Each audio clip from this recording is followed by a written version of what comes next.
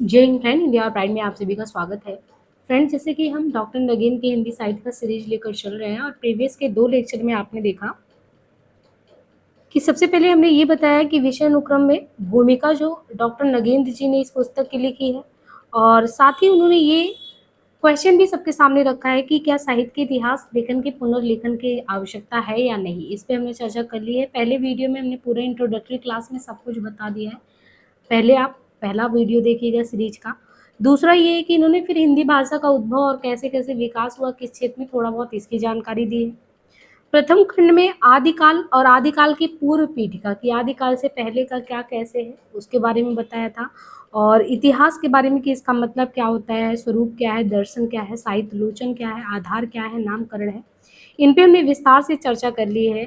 आज जो हम शुरू करने वाले हैं वो अध्याय 2 है। अध्याय 2 जो कि आदिकाल। अभी तक आप आदिकाल के बारे में तथ्य स्मरण करते रहोगे कि आदिकाल कब से आया, नामकरण किसने दिया, आधार क्या था, विशेषताएं क्या थी।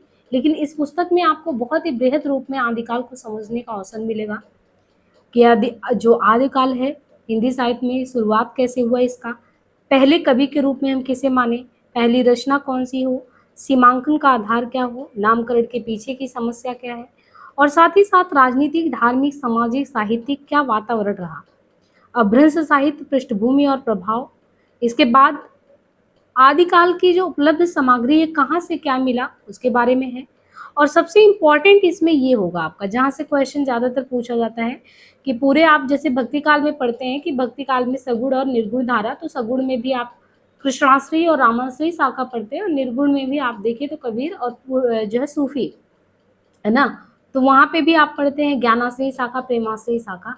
इसी तरीके से इन्होंने जो है आदिकाल को कुल जो है 6 जो है 6 वर्गीकरण यानी 6 भागों में ऐसे करके बताया कि एक वर्गीकरण में जैसे सिद्ध साहित्य है, तो सिद्ध साहित्य में कौन कौन से प्रमुख कवि आते हैं उनके बारे में है। जैन साहित्य में जैसे जैन साहित्य के तहत कौन से कवि आते हैं, नाथ साहित्य में कौन आते हैं, फिर रासों के बारे में चर्चा की है, और लौकिक साहित्य और गद्य साहित्य। इतना बताने के बाद, और ये जो जितने भी कवियों के नाम यहाँ उल्लेखित हैं, सरापा, सब्रपा, लुइपा, डुम्बिपा, कंडपा, कुकुरिपा, तो 6 लोगों को अगर देखें तो बहुत ही विस्तार से इनके बारे में सिद्ध साहित्य में बताया गया है। ऐसे ही जैन में श्रावकाचार्य, भारतेश्वर, बाहुबली, चंदनबाला, रास, कस्तूरी भद्र, रेवंत, गिरिरास, नेमिनाथ, और नाथ साहित्य में गोरखनाथ, अन्य कवि, रासो साहित्य में कुमार रासो, विशल देव रासो, हमीर रासो। इसी तरह लौकिक साहित्य में ढोला मारूरा दुहा, जयचंद प्रकाश और जय चंद चंद्रिका करके, वसंत विलास, खुसरो की पहेलियाँ, और गद्य साहित्य में जो रचनाएं, और फिर लास्ट में आदिकाल की उपलब्धियां क्या रही हैं, इस तरीके से यहाँ पे पूरा यहाँ उल्लेखित किया गया है। इसके बाद भक्ति काल की शुरुआत होती है, तो फिर हम भक्ति काल को नेक्स्ट पार्ट में पढ़ेंगे। अब ये वीडियो देखिए, आपको आदिकाल संपूर्ण जो है वो हम कराएंगे, भले ही 1 से 1.5 घंटा लगे, लेकिन एक ही वीडियो में हम कराएंगे, है ना। करीबन 870 पेज के आसपास ये पूरी बुक है, और 1 से 1.5 घंटा हो, लेकिन आप पूरे कॉन्सेप्ट को अच्छे से समझिए। और एक चीज़ ध्यान रखिएगा, हमने आपको बताया था कि ये जो है जो सीरीज लेकर चल रहे हैं, इसमें 2 चीज़ें हैं। एक तो आपको हम पूरा जो कॉन्सेप्ट है उस पर बात करेंगे, जो कि डॉक्टर नगेंद्र के जो संपादित ग्रंथ है हिंदी साहित्य के इतिहास, उससे लेके कॉन्सेप्ट को क्लियर करा रहे हैं। दूसरी चीज़, हमने सरस्वती पांडे, गोविंद पांडे का आपने देखा होगा कि हिंदी साहित्य का जो टेक्स्ट नहीं बल्कि एक गाइड होता है, तो इसी टॉपिक के जो गाइड से रिलेटेड जो वन लाइनर फैक्ट है बहुत इंपॉर्टेंट, हम उसको लास्ट में वीडियो के कराएंगे। तो आपको ये ध्यान रखना है कि वीडियो के लगभग 20 से 25 मिनट में वो आपका रिवीजन पार्ट होगा, जो कि बहुत इंपॉर्टेंट है। जो इंपॉर्टेंट पंक्तियां हैं सरस्वती पांडे वाली किताब से, उसको हमने हाईलाइट करके और बहुत अच्छे से एक्सप्लेन कर देना है। तो आपका यहाँ से आदिकाल कॉन्सेप्ट से खत्म होगा और वहाँ पे फैक्ट से खत्म होगा। एक वीडियो आप खत्म करेंगे तो पूरा आदिकाल आपका अच्छे से समाप्त हो जाएगा, कोई भी दुविधा आपको नहीं रह जाएगी। तो यहाँ पे हम देखिए शुरू करते हैं। सबसे पहले यहाँ पे ये बताया गया है डॉक्टर नगेंद्र जी द्वारा कि हिंदी साहित्य का जो शुरुआत होता है, तो इन्होंने यही बताया था कि जैसे हिंदी साहित्य के आरंभ का प्रश्न हिंदी भाषा के आरंभ से कि कब शुरू हुआ, कैसे कैसे जन भाषा के रूप में बना, कैसे वो आगे बढ़ता गया, और फिर एक हिंदी भाषा ने एक लंबा अपना स्थान और काल के बेस से अपनी दीर्घ यात्रा तय की। मगही, मैथिली, भोजपुरी, अवधी, कनौजी, बघेलखंडी, ब्रज, खड़ी बोली, बांगुरी, मेवाती, हड़ौती, ये सभी खानदेशी, मालवी, भीली, अनेक रूप में तात्विक समानता तो है, तत्व के आधार पर इन सब में समानता है, लेकिन अलग अलग रूपों में हम रचित साहित्य के रूप में हिंदी को पाते हैं। तो इस तरीके से हम भाषा के रूप भेद को अगर भुला दें तो तात्विक परिवर्तन के आधार पे देखें ये सभी एक दूसरे के समानांतर ही चल रहे थे। अब यहाँ पे देखिए, जब प्रीवियस की क्लास में हमने देखा था कि सबसे पहले क्या था, संस्कृत था, संस्कृत से फिर पाली हुआ, फिर प्राकृत हुआ, और प्राकृत के बाद देखते हैं अपभ्रंश। तो एक चुनौती आता है कि कई लोग कहते हैं क्या अपभ्रंश ही वही अपभ्रंश को ही हम कह दें जो आज का हिंदी है यही है, या अपभ्रंश के बाद का जो समय है उत्तर अपभ्रंश वाला, क्या हिंदी की शुरुआत वहाँ से होती है। तो कुछ यहाँ पे आपको बताया गया है कि यद्यपि अपभ्रंश अपने मूल रूप में 15वीं शताब्दी तक साहित्य की भाषा बनी रही, यानी अपभ्रंश जो है, अपभ्रंश बेसिकली क्या है, जैसे संस्कृत निष्ठ जो शब्दावलियाँ थी, संस्कृत बेसिकली थोड़ा ज़्यादा कठिन पड़ता, लोगों ने अपनी सहूलियत के आधार पे फिर कुछ समय के बाद उसमें पाली, जो पाली आप देखिए गौतम बुद्ध वगैरह हुए, ये सभी जन भाषा में संदेश दिए तो पाली में हुआ। फिर पाली को और भी थोड़ा सा आपने कहा संस्कृत निष्ठ हटा के नॉर्मल बोलचाल में आया तो प्राकृत हो गया, प्राकृत से और टूटा फूटा थोड़ा आया तो अपभ्रंश हो गया, और अपभ्रंश के बाद जो यात्रा है वो हिंदी की है। तो क्या हम ये मान के चले कि अपभ्रंश जो अपने मूल रूप में कब तक, 15वीं सदी तक साहित्य की भाषा बनी रही, 8वीं सदी से बोलचाल की भाषा से अलग होकर वो समानांतर, यानी 8वीं सदी से अपभ्रंश अलग होकर समानांतर साहित्य रचना में भी आ गया था। और कुछ विद्वान तो ऐसा मानते हैं कि जो अपभ्रंश के लास्ट वाला फेज है उत्तर अपभ्रंश, वहीं से उत्तर अपभ्रंश से ही पुरानी हिंदी शुरू हो जाती है। और कुछ विद्वान कहते हैं कि नहीं, कुछ विद्वानों ने कहा कि अवहट्ट से शुरू होता है, परंतु वास्तविकता ये है कि वो भाषा हिंदी है, उसे उत्तर अपभ्रंश से अवहट्ट नाम देना गलत है। जिन विद्वानों ने यह नाम दिए उनमें भी बताया गया कि किसने कहा, जैसे चंद्र शर्मा गुलेरी, उसने कहा था, आपने कहानी इनकी सुनी होगी, बहुचर्चित कहानी है। तो ये एक ऐसे विद्वान थे जिन्होंने स्पष्ट शब्दों में ये घोषणा किया था कि जो उत्तर अपभ्रंश है, बाद का जो अपभ्रंश है, वहीं से हिंदी की शुरुआत होती, वही पुरानी हिंदी है। और वहाँ पे ये बताया गया कि उत्तर शब्द काल का बोधक न होकर साहित्यिक अपभ्रंश से इतर बोलचाल की भाषा के रूप में परिनिष्ठित हुआ। अब जैसे इन्होंने गुलेरी जी ने तो कह दिया कि उत्तर अपभ्रंश बेसिकली हमारा हिंदी है, पुरानी हिंदी, नवीन हिंदी नहीं, पुरानी हिंदी। लेकिन शुक्ल जी ने गुलेरी जी के लेख को आधार बना के अपने इतिहास में आदिकाल के तहत उत्तर अपभ्रंश की रचनाओं को ये मानते हुए भी स्थान दिया कि उनके आधार पर उस काल की कोई विशेष प्रवृत्ति निर्धारित नहीं हो सकती। और राहुल सांकृत्यायन ने कहा कि जो उत्तर अपभ्रंश की रचनाओं को ही हिंदी की रचना माना। तो चंद्र शर्मा गुलेरी ने माना, कुछ हद तक शुक्ल जी ने भी हाँ किया, और राहुल सांकृत्यायन ने भी जो बाद का यानी अपभ्रंश के बाद का समय है उसको भी हिंदी रचनाओं के रूप में इन्होंने भी माना, यानी सिरे से किसी ने खारिज नहीं किया है। हिंदी के प्राचीन कवि और उनकी कविताएं, हिंदी के प्राचीन कवि और उनकी कविताएं लेख में, एक पुस्तक का नाम है हिंदी के प्राचीन कवि और उनकी कविताएं। इस लेख में उन्होंने हिंदी जो कविता है उसका आदि रूप नालंदा और विक्रमशिला के सिद्ध द्वारा बौद्ध धर्म के ब्रजयान तत्व के प्रचार की भाषा में सिद्ध किया। इस प्रकार डॉक्टर राम कुमार वर्मा ने भी जो हिंदी साहित्य का आलोचनात्मक इतिहास अपनी पुस्तक लिखी, उसमें जो गुलेरी जी हैं और राहुल जी हैं, इनके मत को स्वीकार करते हुए उत्तर अपभ्रंश के जो कवि हैं उनको हिंदी में स्थान दिया है। तो कुछ लोग सहमत हैं, कुछ लोग नहीं भी हो सकते हैं, लेकिन उत्तर अपभ्रंश से हिंदी की शुरुआत कुछ लोगों ने मानी है। शुक्ल जी के साथ साथ श्याम सुंदर दास, डॉक्टर हजारी प्रसाद, ये भी अपभ्रंश काव्य का विवेचन आदिकाल के भीतर ही करते हैं कि आदिकाल के समय में ही अपभ्रंश का स्थान रहा है। और द्विवेदी जी ने अपभ्रंश और उसके संबंध में ये भी कहा है कि इसी प्रकार 10वीं से 14वीं शताब्दी का काल, जिसे हिंदी का आदिकाल कहते हैं, भाषा की दृष्टि से अपभ्रंश का ही बढ़ाव है। इसी अपभ्रंश के बढ़ाव को कुछ लोग उत्तरकालीन अपभ्रंश कहते हैं, कुछ लोग पुरानी हिंदी भी। 12वीं शताब्दी तक निश्चित रूप से अपभ्रंश भाषा ही पुरानी हिंदी के रूप में चलता रहा, यदि उसमें नए तत्सम शब्दों का आगमन हो गया था। यानी कह रहे हैं कि अगर आप देखें तो मोटा मोटा हिसाब किताब कि 12वीं सदी तक आप देखेंगे तो वही चीज़ चलता रहा, अपभ्रंश भाषा ही, और फिर धीरे धीरे पुरानी हिंदी के रूप में चीज़ें चलती रही। बाद में इसमें तत्सम शब्दों का आगमन हुआ।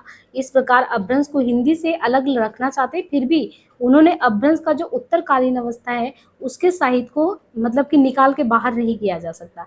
इसलिए हिंदी की शुरुआती, यानी आप मान के चलिए ना कि जैसे ये पूरा समय अपभ्रंश का है, ये पूरा समय अपभ्रंश का है, तो इसमें जो अपभ्रंश का थोड़ा सा बाद का समय है, तो कोई भी चीज़ अचानक तो परिवर्तित नहीं होता। इसलिए हिंदी में भी जो शुरुआती दौर है इसको क्या कहेंगे, ये पुरानी हिंदी है। यानी उत्तर अपभ्रंश और पुरानी हिंदी एक बॉर्डर बनाता है, फिर धीरे धीरे आप देखते हैं कि हिंदी की शुरुआत होती है। तो इसलिए कहा गया है कि उत्तर अपभ्रंश यानी बाद के समय का जो अपभ्रंश है हिंदी का ही आरंभिक रूप है। उनके अनुसार अपभ्रंश में शब्दों के तद्भव रूपों का प्रभाव, यानी जो अपभ्रंश में शब्दों के तद्भव रूपों का प्रयोग ज़्यादा होता था, किंतु जब उसमें तत्सम रूपों की प्रवृत्ति ज्यादा आने लगी, एक नई भाषा का रूप उभरा, उसे हम हिंदी कह सकते हैं। वस्तुतः जन भाषा होते हुए भी हिंदी की यही विशेषता है जो अपभ्रंश के बाद भी अब तक निरंतर बढ़ी आ रही है। तो उत्तर अपभ्रंश को शुद्ध अपभ्रंश नहीं मानते, किंतु उसे आरंभिक हिंदी ना, अगर आप ये मानते हैं कि उत्तर अपभ्रंश शुद्ध अपभ्रंश नहीं है, लेकिन आप ये भी नहीं कह सकते कि ये आरंभिक हिंदी की श्रेणी में नहीं आता, बिल्कुल आप अलग नहीं कर सकते। और डॉक्टर भोला शंकर व्यास ने हिंदी के आरंभिक रूप को ही अवहट्ट कहा है। किसने? भोला शंकर व्यास ने कहा हिंदी का जो आरंभिक रूप है, हिंदी का जो शुरुआती रूप है बेसिकली वही अवहट्ट है। ये किसने कहा? भोला शंकर व्यास जी ने कहा है। अतः हिंदी साहित्य के आदिकाल की सामग्री में उत्तर अपभ्रंश की सभी रचनाएं, यानी बाद के अपभ्रंश की जितनी भी रचनाएं हैं वो सभी हिंदी साहित्य से निकाल कर अपभ्रंश के साहित्य में स्थान देना या अवहट्ट का नया इतिहास करना उचित नहीं है। इस दृष्टि से जो सिद्धों की रचनाओं से ही हिंदी साहित्य का शुरुआत मानना सही होगा। तो साहित्य में आरंभ का निर्णय भाषा के आधार पे तो कर ही सकते हैं, इसके अलावा एक दूसरा तत्व भी है साहित्य की चेतना के आधार पे। तो सिद्धों की रचनाओं में जो चेतना क्या मिलता है वो चीज दिखाई देता है उनमें, इसलिए हम कह सकते हैं कि अपभ्रंश के साहित्य से उनका खुला विद्रोह भी झलकता है। देखिए, अगर हम ये कहें कि हमने हिंदी को बिल्कुल सिद्ध जो है अपभ्रंश से काट के रख दिया, तो इसका मतलब ये हुआ कि जो सिद्ध साहित्य वगैरह है बिल्कुल आपने उनको हटा दिया, रास्ते से हटा दिया, आप सीधे हिंदी पे मूव कर गए। इसलिए कहते हैं कि नहीं, हम सिरे से खारिज नहीं कर सकते। जो सिद्ध नाथ ये सभी थे, इनकी वस्तु दृष्टि जैसे धार्मिक चेतना पर आधारित है, उसका सीधा संबंध नाथ साहित्य से होते हुए हिंदी के भक्तिकालीन कवियों से जुड़ता है। आपने देखा होगा जो कबीर वगैरह जी हैं, ये बाद में आप भक्ति काल में इनको पढ़ते हैं, पर इनका कहीं ना कहीं जो ये जिसके सानिध्य में रहे हैं उनमें नाथ का भी प्रभाव है, हठ योग का भी प्रभाव है। इसलिए जो तार आदि काल से जुड़ता है, आदि काल से वो तार जुड़ते जुड़ते भक्ति काल तक जाता है। अगर आप आदि काल से नाथ साहित्य सिद्ध साहित्य निकाल देंगे तो ऐसा लगेगा कि ये कहना है कि बिल्कुल, ये देखिए बहुत बड़ी बात इन्होंने कही है कि मान लो आपने आदि काल को भक्ति काल से जोड़ के नहीं देखा और उसमें सिद्ध नाथ साहित्य को स्थान नहीं दिया, तो इन्होंने कहा है कि अगर हम सिद्धनाथ साहित्य को हिंदी साहित्य से हटाकर अपभ्रंश साहित्य में रंग देंगे तो फिर हिंदी का समस्त भक्ति साहित्य जड़ और तने से कटे वृक्ष के समान निराधार हो जाएगा। इसलिए भाषा के विकास की आरंभिक स्थिति तथा बाद की धार्मिक चेतना के मूल रूप को ध्यान में रख के सिद्ध साहित्य से हिंदी साहित्य का आरंभ मानना पूर्णतः युक्ति संगत है, मतलब कि गलत नहीं है, हमें उसको मान के चलना चाहिए। अब आगे यहाँ पे देखिए, ये भी कहते हैं कि जो विद्यापति है, विद्यापति का साहित्य इसका प्रमाण है, अतः एक ही कवि को अपभ्रंश का कवि मान लेने के बाद उसकी कुछ, अब जैसे विद्यापति के साहित्य में आप देखिए तो कहते हैं कि एक ही कवि को हम अपभ्रंश का कवि मान लेने के बाद उसकी कुछ रचनाओं में प्रारंभिक हिंदी का प्रयोग देखकर उसे हिंदी का आरंभिक कवि मानने से इनकार नहीं कर सकते। यानी विद्यापति को अगर आपने अपभ्रंश में देख लिया, क्योंकि आपने देखा होगा ना कि विद्यापति की कुछ रचनाएं जो है अपभ्रंश में कुछ हिंदी में है, और विद्यापति को आपने कह दिया कि अपभ्रंश के कवि हैं और हिंदी के नहीं है, तो ये भी जाति होगी। तो ये चीज नहीं करना है कि विद्यापति का साहित्य इसका प्रमाण है, यानी एक ही कवि को अपभ्रंश का कवि मान लेने के बाद ये नहीं रह जाता कि उसको हम बिल्कुल दरकिनार कर देंगे, अपभ्रंश के अलावा वो किसी चीज का कवि हो ही नहीं सकता। अब यहाँ पे बात आती है कि प्रथम कवि के बारे में, प्रथम कवि के बारे में। अब प्रश्न ये उपस्थित होता है कि हिंदी का पहला कवि हम किसे माने? तो पहला कवि हिंदी का मानने के लिए कारण भी है। जैसे सबसे पहले आप देखिए कि हिंदी का पहला कवि मानना, तो ठाकुर शिव सिंह सेंगर ने 7वीं सदी में, शिव सिंह सेंगर ने 7वीं सदी में उत्पन्न पुष्य या पुंड नामक किसी कवि को हिंदी का पहला कवि माना। 7वीं सदी में पुष्य या पुंड को किसने माना? सेंगर जी ने माना। लेकिन दिक्कत ये है कि हम इनको पहला कवि नहीं मान सकते, क्योंकि इस कवि का यानी पुष्य या पुंड का सिर्फ उल्लेख भर मिलता है, कहीं पे कोई प्रमाणिक रचना उपलब्ध नहीं है, तो हम कैसे माने। फिर बात आती कि राहुल जी ने 7वीं सदी ईस्वी के एक सरापात हैं कवि, तो सरापात यानी सिद्ध साहित्य में सरापात है, तो राहुल जी ने 7वीं सदी ईस्वी के सरापात को हिंदी का पहला कवि माना। और ये सरापात को जब मानते हैं तो ये कहते हैं कि इन्होंने कुल 74 सिद्धों में से, यानी वैसे तो 78 थे, यहाँ पे दिया हुआ है, हाँ इतने सिद्धों में से ये एक थे, और उनकी कविता में अपभ्रंश का साहित्यिक रूप छूट गया था तथा बोलचाल की भाषा जो शुरुआत में प्रयुक्त हुई वर्ण विषय और चेतना की दृष्टि से इनमें जो है जो भक्ति काल का बीजांकुर यानी भक्ति काल का बीज वो देखने को मिलता है। इस तरीके से शिव सिंह सेंगर ने भले ही पुष्य या पुंड को कहा कोई रचना नहीं है, न ही उनके में विशेष चेतना उस अनुरूप दिखता है जो कि राहुल जी सरापात के बारे में कहते हैं, इनमें ये चीजें दिखती हैं, और भक्ति काल का बीजांकुर भी कहते हैं, ये भी दिखता है। फिर ये भी कहते हैं कि सिद्ध साहित्य से नाथ साहित्य का विकास हुआ और नाथ साहित्य की प्रेरणा से ही भक्तिकालीन संत साहित्य का प्रादुर्भाव हुआ, जिसके पहले कवि कबीर माने जाते हैं। तो सरापात की काव्य परंपरा में विकसित नाथपंथ का हठयोग कबीर के काव्य में इतना अधिक पल्लवित हुआ कि सरापात के काव्य की आदि स्थिति को नकार नहीं सकते। साहित्यिक अपभ्रंश में जो साहित्य विकसित हुआ उस पर सरापात का उतना प्रभाव नहीं है जितना नाथ साहित्य और संत साहित्य पर है। एक तीसरा आधार और है जिस पर हम सरापात को पहला हिंदी के कवि रूप में प्रतिष्ठित कर सकते हैं, वो है शैली की परंपरा। देखिए, इन्होंने कहा कि अगर हम जैसे राहुल सांकृत्यायन जी ने 7वीं सदी में माना कि सरापात पहले कवि, तो उसके आधार भी बताएं कि विषय व चेतना की दृष्टि उनके काव्य में चीजों को देख सकते हैं। फिर कैसे सिद्ध से, क्योंकि सिद्ध साहित्य से ही आप देखते हैं कि लड़ झगड़ के नाथ साहित्य आया, यानी वैचारिक तौर पे उन लोगों के मतैक्य हुए, जिसकी वजह से फिर नाथ साहित्य आया। और फिर नाथ साहित्य के विकास ही कहते हैं जो कबीर थे, कबीर जी जो नाथ साहित्य के सानिध्य में रहे, फिर कबीर एक तरीके से भक्ति के वाहक हुए और निर्गुण ज्ञानाश्रयी शाखा में आप देखते हैं कि उसके प्रतिनिधि रहे। तो एक जुड़ाव है, एक दूसरे से सब जुड़े हुए हैं। और तीसरा आधार ये कि सरापात को पहला हिंदी कवि के रूप में मानते हैं, क्योंकि शैली की परंपरा के आधार पर देखें तो सरापात ने दोहा और पदों की शैली, कौन सी, सरापात ने दोहा और पदों की शैली अपने जो कविता में प्रयोग की, और ये शैली जो है दोहा शैली की उनके बाद भी सभी हिंदी कवियों ने परंपरा के रूप में अपनाया। हिंदी मुक्तक काव्य में दोहा सबसे ज्यादा प्रिय छंद रहा है, यानी मुक्तक एक प्रबंध काव्य होता है, एक मुक्तक होता है। मुक्तक काव्य में सबसे ज्यादा जो है कहते हैं कि हिंदी मुक्त काव्य में देखें, मुक्तक काव्य में, तो दोहा सबसे ज्यादा प्रिय छंद रहा है। अतः सभी दृष्टियों से सरापात को हिंदी का पहला कवि माना जा सकता है। जो विद्वान सरापात को हिंदी का पहला कवि नहीं मानना चाहते, उनके पास अपने मत के समर्थन के लिए केवल दो तर्क है, यानी अगर नहीं मानते हैं तो कौन से तर्क से हम इनको खारिज कर सकते हैं। पहला तर्क है कि वे प्रस्तुत करते हैं कि सरापात की रचनाएं जो है वो अपभ्रंश साहित्य का अंग है, और दूसरा तर्क ये है कि सरापात के समय से 11वीं शताब्दी तक हिंदी की रचना परंपरा नहीं मिलती। वैसे ये दोनों तर्क निराधार है। तो ओवरऑल आप यही कह सकते हैं ना कि सत्य ये है कि हिंदी साहित्य के इतिहास लिखने वाले विद्वानों में कोई भी ऐसा नहीं है जिसने कबीरदास से हिंदी साहित्य का शुरुआत व्यवहारिक रूप से स्वीकार किया हो। डॉक्टर हजारी प्रसाद द्विवेदी, डॉक्टर गणपति चंद्र गुप्त, एक दो विद्वान ने अपभ्रंश और हिंदी के मध्य निर्णायक रेखा खींचने का प्रयास किया, पर वो विफल रहे हैं। आगे देखिए, गणपति चंद्र का, इन्होंने हिंदी साहित्य का वैज्ञानिक इतिहास लिखा है, और इसमें इन्होंने एक लोगों का नाम उल्लेख किया, भरतेश्वर बाहुबली दास। और भरतेश्वर बाहुबली दास के रचयिता है शालिभद्र सूरी। तो शालिभद्र सूरी को इन्होंने माना कि हाँ ये पहले कभी हो सकते हैं। लेकिन देखिए यहाँ पे फिर तुलना कर दिया गया है कि कैसे, जैसे आपने देखा कि सबसे पहले बात किया गया कि हमको सरापात से पहले भी बताया उन्होंने कि पुष्य या पुंड कवि हैं, फिर उनको खारिज किया गया कि नहीं, सरापात किस आधार पे है, उनके आधार बताए गए। अब यहाँ पे जैसे इन्होंने कहा गणपति चंद ने कि परतेश्वर बाहुबली के रचयिता शालिभद्र सूरी हैं, तो फिर इसको भी खारिज किया गया। ये कहा गया कि देखिए सरापात की लैंग्वेज में अगर आप देखें तो ज़्यादा हिंदी आपको दिखता है कि जो है सरापात की या शालिभद्र सूरी के। तो यहाँ पे देखिए सरापात की कुछ पंक्तियाँ दी हैं, और ये पंक्तियाँ कई बार एग्जाम में पूछा गया है, जैसे घोर आधारे चंदमणि जिमि उज्जो करे, घोर आधारे चंदमणि जिमि उज्जो करे, परम महासुख एकु कर दुरी अशेष हरे। फिर पंडिल सल सत बखाड़े देहि रुद बसन न जाड़ी, अमड़ा गमड़ड़ा तन बिखड़ई दा विलज्जई भाड़ई और पंडई। ये सरापात की पंक्तियां शालिभद्र सूरी की हैं। तम जी पहियो पिखवेड़ु पी उखरियो, मंथर गए सरलाई भी उत्तावली चलिए, तू मड़हर चलतिम चंचल रमण भरी छुड़ावी खिसिए, रचना बड़ी किंकिल रौ पशरिए, उपनु ये केवल नाड़ तो बिरही रिसेई सौ। अब यहाँ पे देखिए शालिभद्र सूरी का है और वो है, तो यही चीज कह रहे हैं कि दोनों में समझ में आपको कौन सा आता है, हिंदी के ज्यादा नजदीक कौन लगता है, तो सरापात की जो रचना है वो हिंदी के ज्यादा करीब लगता है। तो इस तरीके से सरापात को हिंदी का पहला कवि मानना तर्कसंगत है। अब इससे आपको पता चल गया ना कि आदिकाल में पहला कवि किसे मानना है और किस आधार पे मानना है। अब जब पहला कवि होगा तो समानता यही लगेगी कि सरापात पहले कवि है, तो पहले कवि पहले रचना भी करेगा, परंतु ये सही नहीं है, क्योंकि हिंदी के जो पहले कवि सरापात है उनकी जो रचनाएं मिली वे सभी मुक्तक हैं।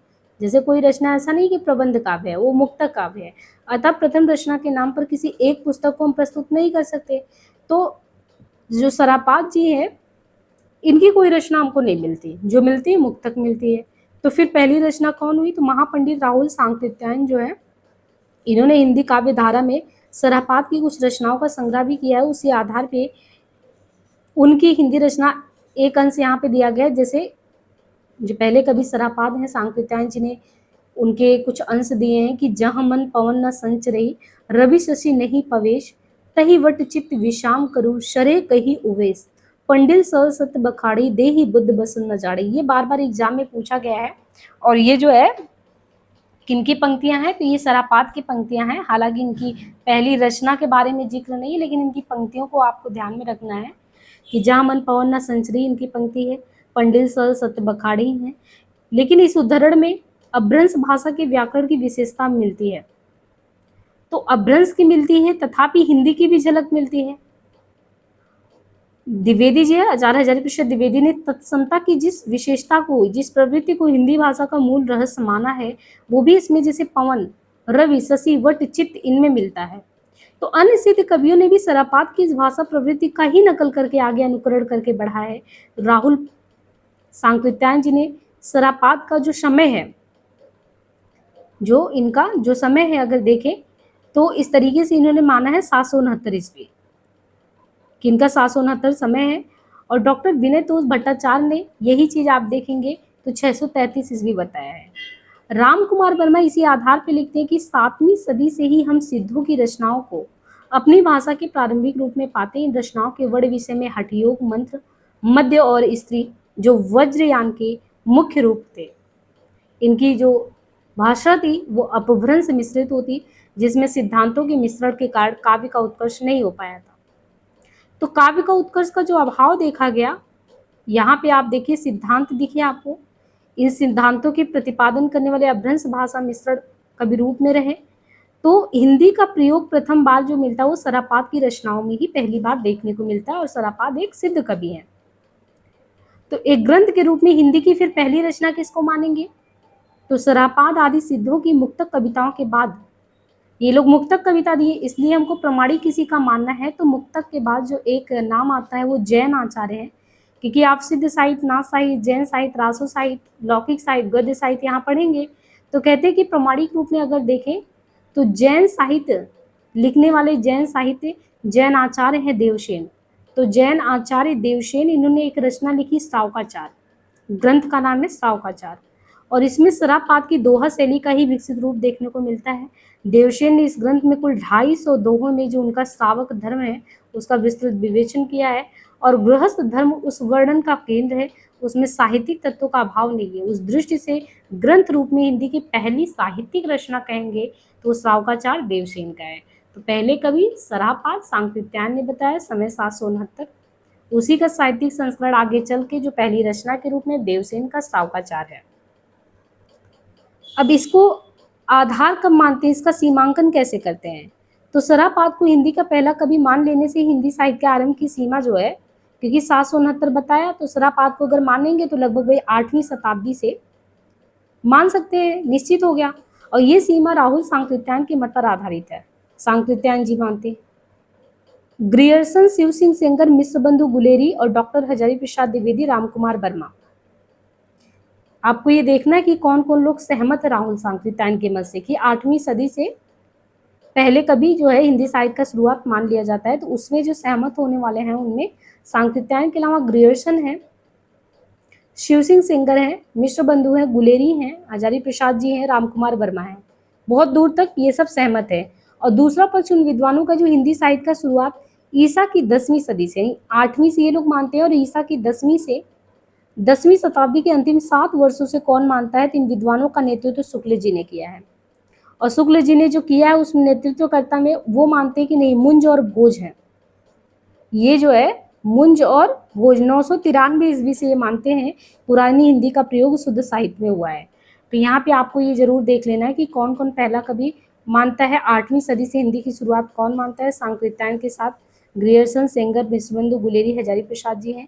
वैसे भी हजारी प्रसाद और रामचंद्र शुक्ल एक साथ रहते भी नहीं है। तो देखिए रामचंद्र शुक्ल जी ने अपना ये बोला है कि हम तो जो है ईसा की 10वीं शताब्दी के अंतिम 7 वर्षों को मानते हैं, और शुक्ल जी ने इसी का नेतृत्व किया है। मुंज और भोज समय बताया 993, पुरानी हिंदी का प्रयोग शुद्ध साहित्य में हुआ। किंतु शुक्ल जी ने पुरानी हिंदी को ही प्राकृताभास, जो पुरानी हिंदी है, शुक्ल जी ने इसी पुरानी हिंदी को प्राकृताभास हिंदी या अभ्रंश भी कहा है। तथा जिन 12 कृतियों के आधार पर वीर गाथा काल का नामकरण किया है उनमें भी वे अभ्रंश के 4 कृतियों को बतलाते हैं। आगे चल के यही वीर गाथा काल को अभ्रंश काल एवं देश भाषा काल में विभाजित कर सरापात, देवसेन आदि कवियों का वो परिचय देते हैं। जिस प्रकार हिंदी साहित्य के आदिकाल की आरंभिक सीमा विवादग्रस्त रही है, किंतु अप्रत्यक्षता ही से ही शुक्ल जी जैसे विद्वान भी सहमत रहे हैं कि सिद्धों और जैन कवियों की कई रचनाओं को उससे बाहर नहीं रखा जा सकता। अब हिंदी साहित्य का जो इतिहास है, इसका काल विभाजन करने वाला पहला इतिहासकार कौन है? तो हमने पिछले क्लास में आपको पढ़ाया था कि सबसे पहले जो है काल विभाजन का इतिहास लिखने का प्रयास गारसा दत्तासी ने किया, फिर सेंगर ने किया, मिश्र बंधु ने, सबने किया। लेकिन जो काल विभाजन का काम सबसे पहले किया था वो ग्रियर्सन ने किया था। तो काल विभाजन में उन्होंने आदिकाल का सीमा क्या रखा? अंतिम सीमा आदिकाल का 1400। मिश्र बंधुओं का उन्होंने अपने आधार पे रखा और लोगों ने अपने आधार पे, रमाशंकर शुक्ल रसाल ने अपने आधार पे, राम कुमार वर्मा अपने आधार पे रखे। शुक्ल जी से सहमत थे कुछ लोग, और शुक्ल जी ने विद्यापति को आदिकाल के तहत रखा और विद्यापति की रचना काल के इतने के मध्य माना। तो ये चीज उन्होंने निर्धारित किया। तो कुल मिला के यहाँ पे आप देखेंगे तो यहाँ तक आपको ये समझ में आ गया कि सीमांकन वगैरह कैसे क्या हुआ, पहली रचना, पहले कवि कौन हुआ। थोड़ा बहुत नामकरण की समस्या पे प्रकाश डाला है कि जब शुक्ल जी ने वीर गाथा काल का समय यहाँ पे अगर वो 993 से लेके अपना और 1300 कुछ कितना हो गया, 1318 तक मानते हैं, क्योंकि इस कालावधि में उनको वीर गाथा की रचना ज़्यादा मिलती है, इसलिए वो जो है क्या कहते हैं, इसको वीर गाथा काल कहते हैं। लेकिन अलग अलग लोगों ने इसी जो आदिकाल है इसको अलग अलग नामों से संबोधित किया। आपको बस एग्जाम के दृष्टि से इसको ध्यान रखना है कि किसने आदिकाल को क्या कहा। जैसे चारण काल किसने कहा आदिकाल को? ग्रियर्सन ने कहा। प्रारंभिक काल किसने कहा? मिश्र बंधु ने। यानी आदिकाल को जिसको वीर गाथा काल शुक्ल जी ने कहा था, उसी को चारण काल कहने वाले ग्रियर्सन थे, प्रारंभिक काल कहने वाले मिश्र बंधु, आदिकाल हजारी प्रसाद जी ने कहा, और हजारी प्रसाद के साथ डॉक्टर रसाल ने भी कहा था, रमाशंकर शुक्ल रसाल। और इनके अलावा संधि काल एवं चारण काल राम कुमार वर्मा ने कहा, संधि काल और चारण काल सिद्ध सामंत काल राहुल सांकृत्याय ने कहा, वीर काल विश्वनाथ प्रसाद मिश्र ने कहा। और ग्रियर्सन से पूर्व आप कुछ रचना के बारे में, तो ग्रियर्सन से पहले जो रचना था, जैसे भक्तमाल 84 वैष्णव की वार्ता, 252 वैष्णव की वार्ता, ये कुछ कतिपय कवि वृत्त संग्रह लिखे गए थे जिनमें काल विभाजन और नामकरण की ओर कोई ध्यान नहीं दिया गया था, लेकिन हिंदी साहित्य के इतिहास लिखने का ये प्रयास हुआ था। बाकी शुरुआत किसने किया था? तो ये हम कल ही बता चुके थे। आधुनिक काल में जो फ्रांस के विद्वान गारसा दत्तासी थे, इन्होंने इस्तवार दा ला लिटरेचर हिंदुई हिंदुस्तानी लिखा, जिसमें हिंदी उर्दू के कुल कितने, तो वही लगभग इन्होंने हिंदी और उर्दू के कुल मिला के 738 कवियों का इन्होंने जिक्र किया था, जिसमें हिंदी के 72 थे, बाकी ज़्यादातर उर्दू के थे। इसके बाद यानी ये तो लिखे थे इन्होंने, इसके बाद जो दूसरे लेखक थे, एक मौलवी करीमुद्दीन, इन्होंने मौलवी करीमुद्दीन ने भी एक तज़किरा ई शुअराई हिंदी नामक एक इतिहास लिखा था।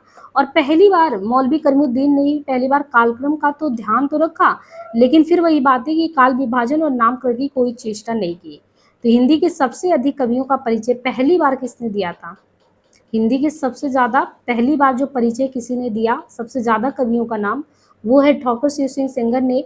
उनकी रचना का नाम है शिव सिंह सरोज, उसमें उन्होंने चर्चा की थी। उसमें जो रखा था क्रम वो आकार आदि क्रम में रखा गया था। तो ऐतिहासिक दृष्टि से देखिए, वस्तुतः काल विभाजन करके नामकरण करने वाले पहले इतिहासकार ग्रियर्सन थे, और ग्रियर्सन ने नाम दिया आदिकाल को चारण काल, जो कि सही नहीं लगता।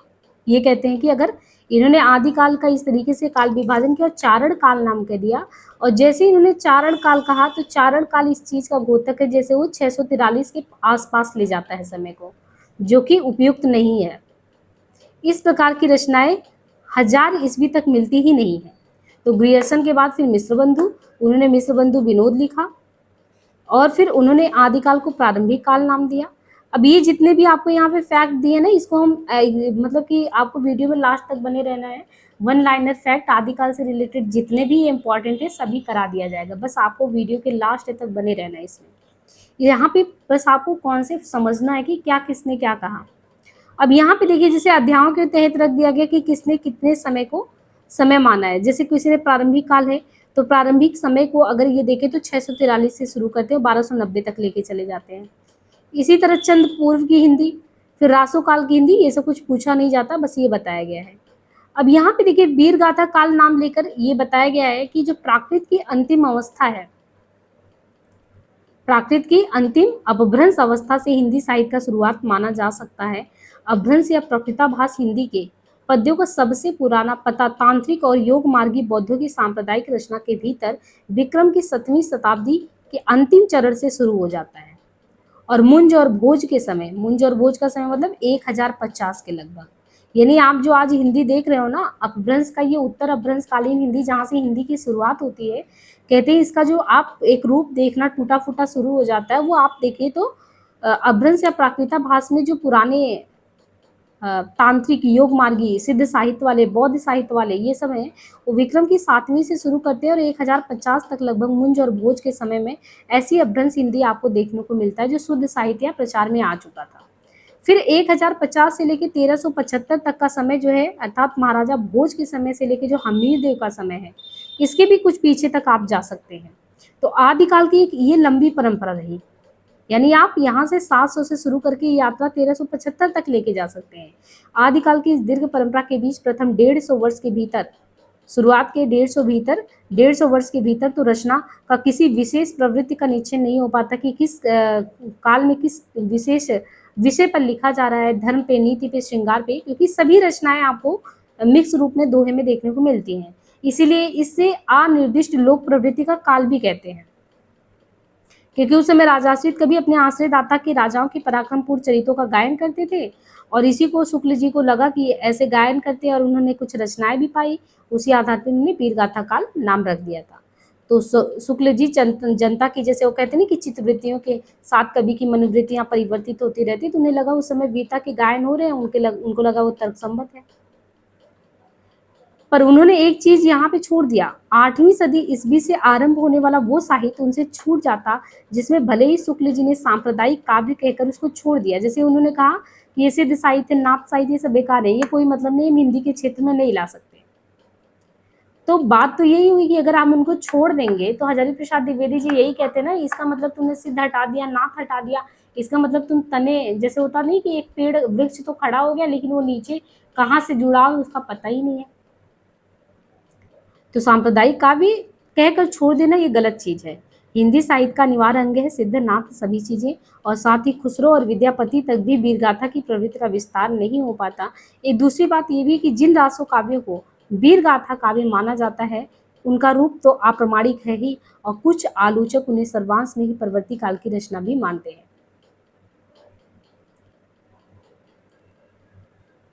अब यहाँ पे देखिए, डॉक्टर श्याम सुंदर दास ने शुक्ल जी के मत का समर्थन किया है, किंतु उनके अनुसार उन्होंने ग्रंथ में विषय का वर्णन नहीं दिया है, अपितु हर एक प्रवृत्ति का आदिकाल से आधुनिक काल तक का विकास दिखाया कि आदिकाल से आधुनिक काल कैसे बढ़ा।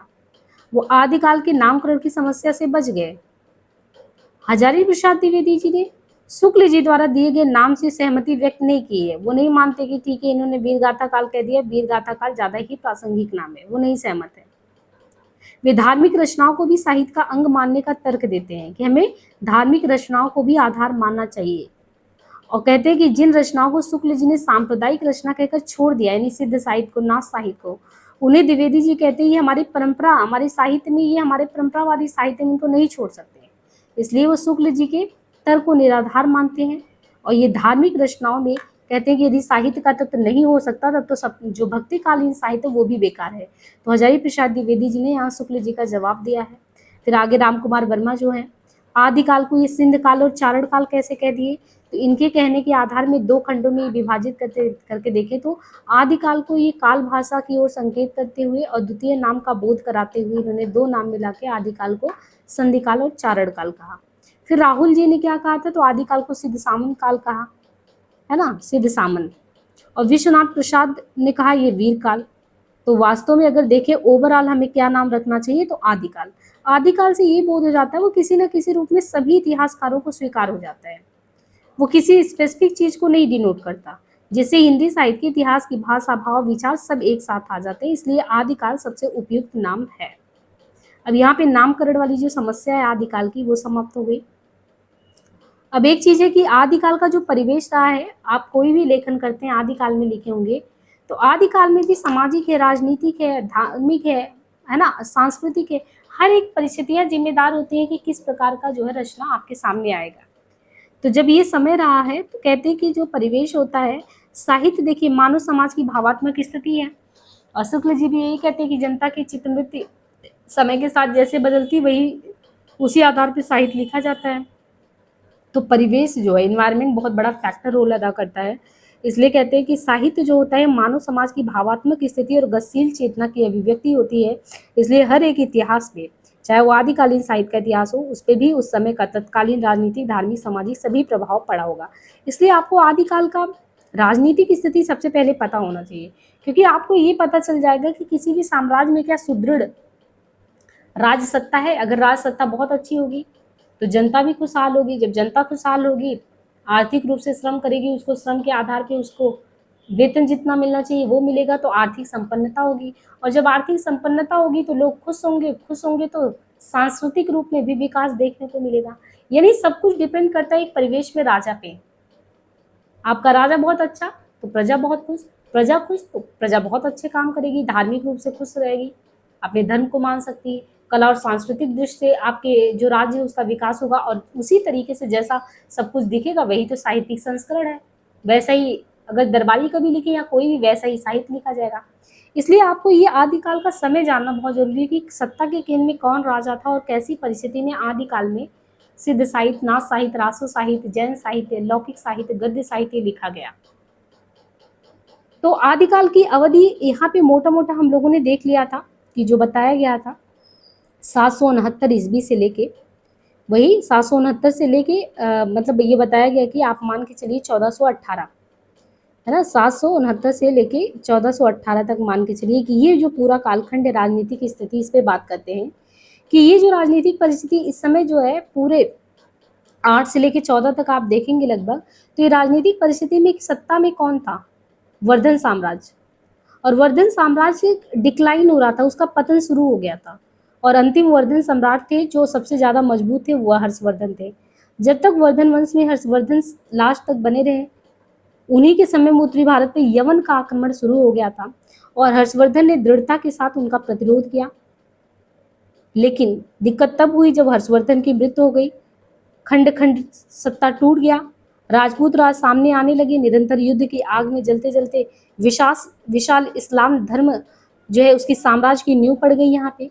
तो 8वीं शताब्दी से 15वीं सदी तक के भारतीय इतिहास की जो राजनीतिक परिस्थिति रही, वो हिंदू सत्ता के धीरे धीरे हिंदू सत्ता बिखर गई, क्षय होने लगी और इस्लाम सत्ता धीरे धीरे आके यहाँ पे उदय होने लगा। आप ये समझिए कि सत्ता ही नहीं बदला, साथ ही साथ पूरे आप कहते हैं कि धार्मिक जो आधार था वो बदल गया। अब जैसे यहाँ पे यवन शक्ति का आक्रमण पश्चिम में मध्य प्रदेश में पड़ा, अब फलता जनता में एक ऐसे वर्ग का, अब क्योंकि चारों तरफ हाहाकार मचा है, आक्रांता, अत्याचार, विभीषिका फैला रहे हैं और जो आपस में लोगों को एक साथ मिल के लड़ना चाहिए वो भी नहीं मिल रहे हैं, वे परस्पर लड़ने लगे और प्रजा पीड़ित होने लगी। पृथ्वीराज चौहान, जयचंद परमार देव आदि की पारस्परिक आपस में ही अंतहीन लड़ाई थी। ये नहीं कि बाहरी सत्ता आ रही है तो उससे लड़े, ये लोग आपस में ही राजा लोग लड़ते थे। तो अब लोगों को लगा कि प्रजा को लगा कि यार हमारे राजा तो आपस में लड़ रहे हैं, कोई ठोस राजा है नहीं, चारों तरफ ताहिमाम मचा है, हम किसके पास जाए। तो फलता यदि जनता में एक ऐसे वर्ग का उदय हुआ जो साहस और वीरता के साथ लड़ते हुए जीना तो चाहता था कि हम ही लोग कुछ करें, लेकिन एक दूसरा वर्ग भी ऐसा पनपा जो विनाश लीला देकर खुश हो रहा था। अराजकता, गृह कला, विद्रोह, आक्रमण और युद्ध के वातावरण में यदि एक कवि आध्यात्मिक जीवन की बातें करता तो दूसरा कवि होता है या दूसरा व्यक्ति कहता है छोड़ो ये सब, मरते मरते जीवन का रस भोग ले, जब हमारा राजा नहीं कर रहा तो हम क्या करें। एक तीसरा ऐसा भी कवि होता जो तलवार के गाने लिख लिख के गौरव की गान करता। और ऐसा भी समय की स्त्री भोग, हठयोग से लेकर आध्यात्मिक पलायन उद्देश्यों तक का साहित्य, एक दूसरे ईश्वर की लोक कल्याणकारी बातें, लड़ते लड़ते जीने की बात, ये सब चल रहा था। यानी कुछ ऐसा नहीं था कि किसी विचार विमर्श पे कुछ लिखा जाएगा। चारों तरफ ऐसी स्थितियां फैली थी कि जिस कवि को जो समझ में आता था, जो आधार मिलते थे, उसी आधार पे लिखने को मिल जाता। आपको सारी रचनाएं मिक्स देखने को मिल गई, कोई एक विशेषता मिला ही नहीं आदिकाल में। और फिर जब सम्राट हर्षवर्धन जब तक थे दरबार में, संस्कृत कवियों के तांता लगे रहते, पंडितों से महल भरा रहता, उन्होंने काफ़ी एक तरीके से साहित्य को समृद्ध करने का प्रयास किया। अपभ्रंश और जनभाषा के कवियों को उस समय कोई प्रोत्साहन, अब देखिए एक विडंबना और भी थी, हर्षवर्धन अपने समय में संस्कृत साहित्य को बहुत ज़्यादा उन्होंने प्रश्रय दिया, लेकिन उनके समय में जो अपभ्रंश और जनभाषा के कवि थे उनको कोई प्रोत्साहन नहीं मिलता था। किंतु जो राजपूत की राजधानियां जब स्थापित होने लगी तो उसके बाद लोक भाषा का आदर बढ़ने लगा। फिर धीरे धीरे प्रतिहार है, गढ़वाल राजा है, वैदिक भावना के समर्थक बने रहे। हजारी प्रसाद जी के शब्दों में कि वे बाहर से बुला बुलाकर अनेक ब्राह्मण वंशों को दान देकर काशी में बसा रहे थे। कौन? राजपूत लोग। संस्कृत को उन्होंने बहुत प्रोत्साहन दिया था। इस प्रकार उचित प्रोत्साहन के अभाव में जो लोक भाषा के कवि थे वो गायब हो चुके हैं। उनको अच्छा वातावरण नहीं मिला। जो कवि धार्मिक भावना से अनुप्राणित थे वे ही किसी की परवाह किए बिना काव्य साधना करते थे, किंतु जो कवि राजाश्रित हो गए थे उन्हें अपने राजा को खुश करने के लिए करना पड़ता। तो आप इससे समझिए ना कि धर्म और राजाश्रय से मुक्त रहकर, यानी कोई धार्मिक खुशी के लिए लिख रहा है, कोई राजा को खुश करने के लिए लिख रहा है, इनसे मुक्त होकर लिखने के लिए कोई मुक्त वातावरण वहाँ पे नहीं मिला कि कुछ ऐसे रचना लिखा जाए जो उस काल विशेष के बारे में कुछ सही जानकारी दे। और ये जब हमने बताया कि जब आपको परिवेश ही इस तरीके से, तो धार्मिक स्थिति कैसे सही हो सकती है। इसलिए ईसा की 6ठी शताब्दी तक देश का धार्मिक वातावरण तो शांत था। कब तक? 6ठी तक। आपस में सारे जितने भी धर्म वाले थे सब मिलजुल के रहते। वैदिक यज्ञ, मूर्ति पूजा, जैन आचार्य, बौद्ध आचार, उपासना पद्धति सब बढ़िया चल रहा था। लेकिन जैसे ही 7वीं सदी के साथ देश की धार्मिक परिस्थितियों में परिवर्तन हुआ, इसी समय आयंबर और नायनार, अलवार और नायनार संत दक्षिण भारत से उत्तर भारत की ओर एक धार्मिक आंदोलन लेके आए। और 642 में जब वेनसांग ने दक्षिण भारत की यात्रा की तो वहाँ बौद्ध धर्म के पतन की उछलक पाकर बहुत दुखी हुआ कि कैसे अब एक समय जो फल फूल रहा था आज जो है इतना ज़्यादा दीनहीन स्थिति में कैसे है। फिर उत्तर भारत में भी इस समय ये प्रभाव रहा। वैष्णव मत इस समय बहुत ज़्यादा प्रतिष्ठित नहीं हो पाया। जैन मत सम्मान पा रहा था या शैव मत। फल ये हुआ कि शैव और जैन मत आगे बढ़ने की, यानी शैव बढ़े कि जैन, ये लोग भी आपस में लड़ने लगे। 12वीं शताब्दी तक वैष्णव आंदोलन तीव्र होने लगा और शैव आंदोलन ने भी नया रूप ले लिया। फिर मध्य देश के गढ़वाल राजा स्मार्त थे, मालव के राजा वैदिक धर्म के समर्थक, गंगा और नर्मदा के अंतराल में कलचुरी वंश। यानी एक तरीके से आप देखिए कि सब लोग टुकड़े टुकड़े में बटे हुए हैं। और इसी में नाथ मत का उदय इसी रूप में हुआ। हजारी प्रसाद द्विवेदी के मत के अनुसार हिमालय के पाद देश में प्रचलित नाथ पूजा बौद्ध धर्म को प्रभावित करके वज्रयान शाखा के नाम से प्रसिद्ध हो चुका।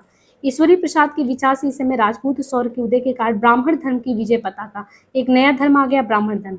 अब यहाँ पे ये समझिए ना कि कोई एक धर्म नहीं है, और जब एक धर्म नहीं है, सबकी मान्यताएं अलग, सबके विचार अलग, तो व्यभिचार, आडंबर, अर्थलोभ, ये सारी चीज भी आप देखते हैं फैले रहे और देशव्यापी धार्मिक अशांति चारों तरफ फैला रहा। कोई अपना धर्म का कुछ राग अलाप रहा, कोई कुछ राग अलाप रहा है। इस तरीके से जो रामानुज है, निम्बार्क के आचार्यों ने ज्ञान और भक्ति की बातें की, तो किसी ने जो है खंडन मंडन की बात की, किसी ने हठयोग की, किसी ने बेता। तो यानी धार्मिक स्थिति भी एक जैसी नहीं थी, सब कुछ मतलब आप कह सकते हैं अलग अलग था। और सामाजिक स्थिति की बात करें तो पूर्वोक्त राजनीति धार्मिक परिस्थितियों के देश सामाजिक स्थिति पे बहुत बुरा प्रभाव पड़ता है। अब युद्ध के समय उस समय बुरी तरह से जनता पीसी जा रही थी, उसे कुछ नहीं समझ में आ रहा था कहाँ जाए। और समाज में जैसे सती प्रथा, बाल विवाह, ये सारी चीजें भी जो है फैली हुई थी। और ऐसे में जो सांस्कृतिक परिस्थितियाँ थी, क्योंकि आदिकाल की जो संस्कृति रही है वो दो संस्कृतियों के संक्रमण का दौर रहा। एक तो हिंदू संस्कृति क्षय हो रहा है, बाहरी सत्ता आक्रमण करके यहाँ पे अपना राज स्थापित कर रही है। तो भारत में मुस्लिम संस्कृति के परिवेश के समय यहाँ के विभिन्न जाति, मत, आचार विचार सब बदलते गए। हर्षवर्धन का जो विशाल साम्राज्य जिसने हिंदू धर्म और संस्कृति को राष्ट्रव्यापी एकता का आधार दिया था, इस आधार पर छोटे मोटे भेदभाव अस्त हो गए थे। संगीत, चित्र, मूर्ति, स्थापत्य सभी को स्थान मिला था, लेकिन समय के साथ वो धीरे धीरे सब कुछ तहस नहस हो गए। तो इस तरीके से आप देखते हैं कि परंपरा धीरे धीरे क्षय हो गया और नए प्रयासों का प्रतीक भी नहीं रहा। और चित्रकला के क्षेत्र में भी जो पहले बहुत कुछ बढ़िया हुआ था वो सब भी मूर्ति कला का प्रश्न, मतलब एक तरीके से आदिकाल की भारतीय संस्कृति उत्कर्ष प्राप्त निजी परंपरा के हाथ तथा इस्लाम के सम्मिश्रण की एक कहानी बनकर रह गई। और ऐसे में अब जो साहित्यिक वातावरण है इस काल में साहित्य रचना में, अब देखिए पूरे आदिकाल में आपको साहित्य रचना के तीन कहते हैं कि तीन धाराएं बह रही थी साहित्यिक वातावरण में। एक तो प्रथम धारा था कि लोग संस्कृत साहित्य लिखते, वो संस्कृत साहित्य जो परंपरा से चली आ रही थी। दूसरी धारा थी जो अपभ्रंश मिक्स संस्कृत में लिख रही थी। तीसरी थी जो हिंदी की बात करती। तो पूरे 9वीं से लेकर 11वीं शताब्दी तक कन्नौज एवं जो कन्नौज है और कश्मीर है वो संस्कृत साहित्य रचना का केंद्र रहा। 11वीं से लेके 9वीं से लेकर 11वीं शताब्दी तक कन्नौज एवं कश्मीर संस्कृत साहित्य रचना के केंद्र है। और इस बीच अनेक आचार्य, कवि, नाटककार वहाँ पे हुए। आनंदवर्धन, अभिनव गुप्त, कुंतक, चेमेन, भोजदेव, मम्मट, राजशेखर, विश्वनाथ, भवभूति, श्रीहर्ष, जयदेव, वो सब इसी युग की देन है। 9 से 11वीं में ये लोग संस्कृत में लिखते रहे। इसी काल में शंकर हैं, कुमारिल भट्ट हैं, भास्कर, रामानुज है, ये सभी भी हुए। संस्कृत के अलावा प्राकृत और अपभ्रंश के श्रेष्ठ साहित्य भी प्रभुत मात्रा में लिखे गए। फिर जैन आचार्यों ने मध्य प्रदेश के पश्चिमी सीमांत क्षेत्र में रहकर संस्कृत के पुराणों को नए रूप में प्रस्तुत किया। तो इस तरीके से आप देखते हैं कि एक नहीं बल्कि तीन जो है अलग अलग श्रेणियां जो है बढ़ गई थी। अब बात करें अपभ्रंश साहित्य पृष्ठभूमि और प्रभाव, तो अपभ्रंश साहित्य की पृष्ठभूमि क्या रही, कैसे आया। तो पहले भी अपभ्रंश साहित्य पे चर्चा हो चुकी है कि आदिकाल में हिंदी साहित्य, एक तरफ तो हिंदी साहित्य चल रहा था, उसके समानांतर संस्कृत और अपभ्रंश साहित्य की रचना हो रही थी। और इनमें से जो संस्कृत साहित्य है उसका तो सामान्य जनता तथा हिंदी कवियों पर बहुत ज़्यादा प्रभाव नहीं पड़ता था, लेकिन जो अपभ्रंश होता था वो साहित्य भाषा के ज़्यादा निकट होता था, हिंदी साहित्य के लिए निरंतर साथ चलने वाली पृष्ठभूमि के रूप में यही काम करता। इसलिए शुक्ल जी ने अपभ्रंश काल के तहत अपभ्रंश और आरंभिक हिंदी दोनों की रचनाएं मिलाकर सम्मिलित करके सबके सामने रखा है। इसलिए आरंभिक हिंदी साहित्य के तहत हम अपभ्रंश साहित्य को रख सकते हैं।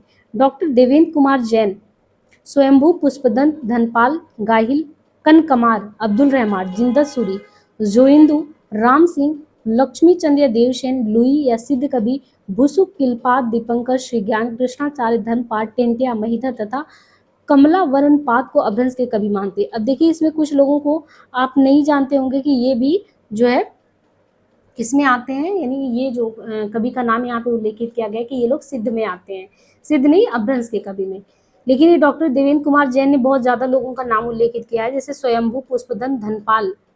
अब ये जैसे गाहिल और कनकामर और अब्दुल रहमान, जिंदसूरी, जोइंदू, राम सिंह, पाउरदोहा, लक्ष्मी चंद्र या देवसेन, लुई या सिद्ध कवि, भूसुक, किलपात, दीपंकर, श्री ज्ञान कृष्णाचार्य, धर्मपाठ, टेंटिया, महिधर और कमलावरण पात को अपभ्रंश के कवि मानते हैं। कौन? देवेंद्र मानते हैं। और जो कवि स्वयंभू हैं, कवि स्वयंभू का यहाँ पे अगर देखें तो यहाँ पे इनका जो है समय माना गया है वही 783 के आसपास। उनके जन्म, मृत्युकाल, जन्म स्थान आदि के बारे में कुछ विदित नहीं है।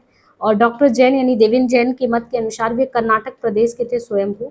और स्वयंभू की 3 रचनाएं जो पौम चरियु, रिठेड़मी चरियु, स्वयंभू छंद, 3 ग्रंथ उन्होंने लिखे जिसमें पौम चरियु अपूर्ण है, लेकिन फिर भी इसमें राम के चरित्र का विस्तार से इन्होंने वर्णन किया है। कथा केंद्र के राम निर्वाण प्राप्त करते हैं और मुनीन्द्र उपदेश देते हैं, ये इस तरीके से खत्म होता है। और अपभ्रंश के दूसरे कवि का नाम कौन सा है? स्वयंभू के अलावा अपभ्रंश के दूसरे कवि हैं पुष्पदंत। पुष्पदंत कब होते हैं? पुष्पदंत का समय 10वीं सदी में। और जो पुष्पदंत कवि हैं वे शैव थे, किंतु बाद में अपने आश्रयदाता के अनुरोध से ये जैन हो गए। यानी अपभ्रंश के दूसरे कवि पुष्पदंत 10वीं सदी में, पहले ये शैव थे, बाद में अपने आश्रयदाता के अनुरोध पे अपभ्रंश जो है पुष्पदंत जैन हो गए। और इनकी पुष्पदंत की 3 रचनाएं हैं, महापुराण, रय कुमार चरियो और जसह चरियो। पूछा जाता है महापुराण, रय कुमार चरियो, जसह चरियो। और इन्होंने जो रचना ये किया महापुराण का, रय का और जसह का, ये धार्मिक उद्देश्य किया। फलस्वरूप साहित्यिक शिल्प तथा तात्विक दृष्टि पर इन पर जैन भक्ति का प्रभाव भी मिलता है।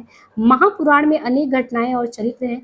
कवि ने कुल कितने? तो कवि ने कुल 63 महापुरुषों की जीवन घटनाओं का वर्णन किया है। यहाँ पे प्रसंगवश इनमें राम कथा का भी स्थान मिला है। और धार्मिक ग्रंथ होने पर भी इसके काव्य तत्व में किसी भी प्रकार की कमी नहीं है। पुष्पदंत ने प्राकृतिक सरस सौंदर्य का अत्यंत निकट से साक्षात्कार किया है। और इस ग्रंथ की भाषा में स्पष्ट हिंदी भाषा के अंकुर दबे हुए दिखते हैं। अब देखिए जैसे पुष्पदंत की ये पंक्तियां आपको इसमें हिंदी देखने को मिलेगा। पड़ु तड़ी वड़ड़ पंडिये बे डायल रुजे से दाउड़ो ऋय मत मोर कल कल रो पुरुड़ सैल काकड़ो। तो इसमें आपको हिंदी की है और ये पंक्तियां ध्यान रखना है, ये किसका है पंक्ति। जो पुष्पदंत है इनकी साहित्यिक रचना शुद्ध धार्मिक भाव से इन्होंने किया था। महापुराण के पहले अध्याय में उन्होंने स्पष्ट ये लिख दिया है कि भैरव राजा की स्तुति में काव्य बनाने से जिस मिथ्या ने जन्म लिया था उसे दूर करने के लिए मैंने महापुराण लिखा है। अब अपभ्रंश के तीसरे नंबर पे जो कवि आते हैं वो कवि धनपाल हैं, और ये भी 10वीं सदी में आते हैं। जैसे पुष्पदंत आते हैं 10वीं में, धनपाल है। भविष्यत कहा इनकी रचना है। और इन्होंने जो किया है कि मनुष्य हृदय का अत्यंत मार्मिक अभिव्यक्ति किसने किया है? तो धनपाल ने। मनुष्य हृदय का अत्यंत मार्मिक अभिव्यक्ति धनपाल ने किया है। और यद्यपि धर्म भावना इनकी भी ऋढ़ है, तथापि लोक हृदय की विभिन्न स्थितियों से इनका संबंध है। इनमें एक वड़िक कथा की बात की गई। एक वड़िक है, उसकी कथा स्वाभाविक घटनाओं के संयोजन द्वारा घात प्रतिघात से होता है। और अपभ्रंश साहित्य के समर्थ कवियों में अब्दुल रहमान का नाम आता है, जिसने अब्दुल रहमान ने संदेश रासक लिखा है। विद्वानों ने उसका समय कितना बताया है? तो अब्दुल रहमान का 12वीं सदी का उत्तरार्ध और 13वीं सदी का शुरू। संदेश रासक एक खंड काव्य जिसमें विक्रमपुर के एक वियोगिन की विरह की कथा है। कवि ने उसका नक्सिक वर्णन तथा पति के लिए संदेश अत्यंत सहज भाव भूमि पर रखा है। अपभ्रंश में चरित काव्यों की परंपरा से भिन्न एक रास काव्य परंपरा भी शुरू हुआ था, जो कि 12वीं सदी के जो जिनदत्त सूरी हैं इनका उपदेश रसायन रास। आप कंफ्यूज नहीं होंगे, एक रासो ग्रंथ है जिसके बारे में हम यहाँ डिटेल से पढ़ेंगे। एक रास ग्रंथ है, रासो और रास अलग चीजें हैं। रासो तो आप पढ़ेंगे ना कि वीर गाथा काल में जितने भी रासो हैं, लेकिन यहाँ पे जो रास है, देखिए अपभ्रंश में जो चरित काव्य है, चरित को आधार बना के लिखा गया, वो रास काव्य परंपरा में शुरू हुआ कि किसी के चरित को आधार बना लिया आपने, तो वो जो है रास में ऐसा शुरू किया गया। और 12वीं सदी में जो जिनदत्त सूरी हैं, इनकी रचना का नाम है उपदेश रसायन रास, वो लेखनी है। उपदेश रसायन रास में लगभग वही बताया गया कि 80 पद्यों का एक नृत्य गीत है, और नृत्य गीत में काव्य रस लीला के उसके मूल रूप को लिया गया है, जिसमें हिंदी के आदिकालीन रासो काव्य लिखे गए होंगे, बाद में वो विकसित होकर अज्ञेय बन गए। कृष्ण की जो रास लीला, उसके नृत्य गीत काव्यों की भक्तिकालीन कड़ी अपभ्रंश की इसी काव्य परंपरा से जुड़ती है। अपभ्रंश में दोहा काव्य की परंपरा भी चल रही थी, यानी अपभ्रंश में ही दोहा काव्य भी लिखा जा रहा था, और कुछ कवि ऐसे हैं, कुछ कवि कोश के रूप में दोहा काव्य लिख रहे थे और फुटकल में भी लिख रहे थे। जैसे एक कवि का नाम है जोइंदू, तो जोइंदू नामक कवि जो है 6ठी शताब्दी में परमात्म प्रकाश तथा योगसार, रचनाओं का नाम है परमात्म प्रकाश योगसार, ये रचना लिखते हैं। अपभ्रंश में दोहा काव्य शुरू करते हैं, 15वीं सदी तक इनका चलता है। फिर परंपरा में 11वीं सदी में राम सिंह ने पाउड़ दोहा लिखा, इसमें इन्होंने इंद्रिय सुख अन्य संसारिक सुखों की निंदा की, है ना। और इनके अलावा निश्चय ही जो हिंदू से आरंभ होने वाली परंपरा में लिखित पाउड़ दोहा दार्शनिक काव्य रचना की एक ऐसी कड़ी है जो हिंदी साहित्य में आदिकाल से निरंतर तक वो चलता चला आ रहा है। अब आदिकाल में ये बताया गया कि आदिकालीन जो उपलब्ध सामग्री रही है वो क्या क्या रहा है। तो आदिकालीन हिंदी साहित्य की उपलब्ध सामग्री के दो रूप हैं। पहले वर्ग में वे रचनाएं आती जिनकी भाषा तो हिंदी है, परंतु वो अपभ्रंश के प्रभाव से मुक्त नहीं हो पाए, और द्वितीय प्रकार की वे रचनाएं हैं जिनके अपभ्रंश के प्रभाव से मुक्त हिंदी की रचनाएं कहा जा सकता है। तो पहले में वे रचनाएं आएंगी जिनकी भाषा तो हिंदी है लेकिन उसमें अपभ्रंश मिक्स है, और जिनको अपभ्रंश के प्रभाव से मुक्त नहीं कर सकते। तो पहले में ये है कि हाँ, पहले वर्ग में ये कहा कि वे रचनाएं जिनकी भाषा तो हिंदी है परंतु वो अपभ्रंश के प्रभाव से पूर्णतः मुक्त नहीं है, और दूसरे में वे जिनके अपभ्रंश के प्रभाव से मुक्त हिंदी की रचनाएं कहा जा सकता है। तो पहले में अपभ्रंश से मिक्स है और दूसरे में अपभ्रंश से मुक्त है। अब देखिए, अपभ्रंश प्रभावी जो हिंदी की रचना है उसमें सिद्ध साहित्य है, सावकाचार, नाथ साहित्य, राउल बेल गद्य पद, उक्ति व्यक्ति गद्य, भरतेश्वर बाहुबली रास, हमीर रासु, वड रत्नाकर। और जो अपभ्रंश के प्रभाव से मुक्त हिंदी की रचना है, तो अपभ्रंश के प्रभाव से मुक्त रचनाओं में है खुमार रासो, ढोला मारूरा दुहा रचना, विशल देव रासो, ये सब में अपभ्रंश नहीं मिक्स है। तो आपको ये भी ध्यान रखना क्योंकि ऐसे क्वेश्चन आ सकते हैं कि इसमें से कौन से अपभ्रंश के प्रभाव से मुक्त हिंदी की रचना है, और 4 रचना का नाम दे दिया और पता लगा उसमें राउल बेल दे दिया और आपको नहीं पता कि ये तो राउल बेल में अपभ्रंश है, तो आप गलत कर देंगे। इसलिए दोनों लिस्ट ध्यान रखिएगा। खुमार रासो, ढोला मारूरा दुहा, विशल देव रासो, पृथ्वीराज रासो, परमाल रासो, जय चंद्र प्रकाश, जय मयंक, जय चंद्रिका, चंदन बाला रास, अस्तुली भद्ररास, रेवंत गिरिरास, नेमिनाथ रास, वसंत विलास, खुसरो की पहली, ये जितने भी हैं ये अपभ्रंश के प्रभाव से मुक्त हिंदी की रचनाएं हैं। अब इसमें कुछ चीज़ें कि प्रामाणिकता का आधार क्या है, तो इन्होंने बताया कि जो रचनाएं आपको दी गई हैं इन रचनाओं की प्रामाणिकता संदिग्ध रही है। जैसे कौन सी रचनाओं की प्रामाणिकता संदिग्ध रही है, उसमें है हमीर रासो, हमीर, खुमाण, विशल, पृथ्वी, परमाल, हमीर, खुमाण, विशल, पृथ्वी, परमाल। इनमें से जो हमीर है वो अभी तक उपलब्धि नहीं हो पाया है, और केवल प्राकृत पैंगलम में प्राप्त 8 छंदों के आधार पर ही उसकी कल्पना चली आ रही है। यानी प्राकृत पैंगलम में कुल 8 छंद से हमीर रासों की परिकल्पना चली आ जा रही है और कोई रचना नहीं मिला है। शेष जो रासो ग्रंथ है उनके भी आकार में धीरे धीरे विकास होता रहा है। मूल रूप क्या था कहना कठिन है। जैसे यहाँ पे विशल देव और परमाल रासो, विशल और परमाल जो है ये दोनों गेय काव्य हैं, और इसलिए इनका आकार ही नहीं भाषा भी बदलता रहा है विशल और परमाल का। रही बात पृथ्वीराज रासो की, तो जो संस्करण हस्तलिखित रूप में मिले उनके आकार में पर्याप्त असमानता देखने को मिलता है, अतः इस काव्य के मूल रूप का भी अभी तक कुछ पता नहीं चला। और रही बात खुमाण की, इसके आकार में भी समय समय पर वृद्धि होता रहा, अतः रासो ग्रंथों के वर्तमान रूप पर ये हम आप प्रामाणिकता का आरोप लगा सकते हैं कि ज़्यादातर रचनाएं आपको प्रामाणिक नहीं मिली हैं, लेकिन हम पूरी तरीके से इसको नकार भी नहीं सकते। सबसे बड़ी विडंबना ये है। दूसरी चीज, ग्रहण और त्याग का प्रश्न। हमने आदिकाल की सामग्री की जिन रचनाओं को अपने में सम्मिलित किया है, हमारी दृष्टि से हम ना तो शुद्ध अपभ्रंश के पौमचर्यु, स्वयंभूचंद, महापुराण, जसहचर्यु, भविष्यत का, संदेश शासक आदि को हिंदी की रचनाएं स्वीकार करना उचित समझते हैं, और ना ही हिंदी के सिद्ध काव्य, नाथ साहित्य, सावकाचार्य, राउल बेल, भरतेश्वर बाहुबली रास आदि उन ग्रंथों को हिंदी साहित्य बाहर रखना चाहते हैं। यहाँ भी देखिए विडंबना यही है कि ना हम इनको बाहर रख सकते हैं ना अंदर रख सकते हैं। और फिर कहते हैं कि इसी प्रकार हमारे देश में पृथ्वीराज रासो, परमाल रासो, ये रासो ग्रंथ को भी आदिकाल की सीमा से हम त्याज नहीं कर सकते हैं। ना। और आगे भी यहाँ पे ये बताया गया कि एक अन्य तर्क यह है कि जो रचनाएं जैन और बौद्ध धर्म के विषय में लिखी गई वे साहित्यिक रचनाएं तो नहीं है। जैन और बौद्ध वाला अपना धार्मिक विषय के अनुरूप है, साहित्यिक नहीं है, अतः उनको हम साहित्य इतिहास में स्थान तो नहीं देते। आचार्य शुक्ल इस मत के पोषक है कि लोगों ने जो है साहित्य के आधार पर कुछ नहीं लिखा, अपने धर्म के प्रचार प्रसार के लिए लिखा, इसलिए शुक्ल जी तो मानते ही नहीं इन लोगों को। और लेकिन हजारी प्रसाद द्विवेदी इस निर्णय से सहमत नहीं है। उन्होंने इस संबंध में जो मत व्यक्त किया वो यही तर्कसंगत है। वे लिखते हैं कि कई रचनाएं जो मूलतः जैन धर्म भावना से प्रेरित होकर लिखी गई है, निस्संदेह वो उत्तम काव्य है और हमीर रासों की भांति साहित्यिक इतिहास के लिए उनको स्वीकार किया जाना जरूरी है। अब स्रोत के आधार पे जो चीजें थी उसको हमने क्लियर कर लिया। अब रही बात, यहाँ क्लासिफिकेशन दिया है कि आदिकाल के पहले जो सामग्री का अध्ययन है उसको सुविधा के लिए हम ऐसे बांट लिए हैं। यानी आदिकाल से पूर्वोक्त, यानी आदिकाल शुरू होता है, इससे पहले जो साहित्य है उसमें सिद्ध साहित्य आता है, जैन साहित्य है, नाथ साहित्य, रासो साहित्य, लौकिक साहित्य, गद्य रचनाएं हैं। और हम इनको क्रम से सिद्ध में कौन कौन से आते हैं, कौन सी इंपॉर्टेंट रचनाएं हैं, जैन में कौन से साहित्यकार हैं, कौन सी रचनाएं हैं, फिर नाथ साहित्य में कौन सी रचना, इसी तरीके से करके इसको पूरा खत्म करेंगे। अब सिद्ध साहित्य के तहत 84 सिद्धों की वे साहित्यिक रचनाएं आती हैं। कितनी? 84 सिद्ध, सिद्धों के बारे में कि सिद्ध साहित्य में कितने सिद्धों की बात आती है कि 84 सिद्ध उनकी उनकी वे साहित्यिक रचनाएं आती हैं जो उस समय लोक भाषा हिंदी में लिखी गई, जैसे सरहपा है, लुइपा, बिरूपा, कंडपा, कुकुरिपा, तांतिपा। वैसे तो 84 सिद्ध हैं, लेकिन जो साहित्यिक रचनाएं आता है वो सरहपा का, लुइपा का, बिरूपा, कंडपा, कुकुरिपा, तंतिपा इन्हीं की आती है, जो साहित्य कोटि में आता है।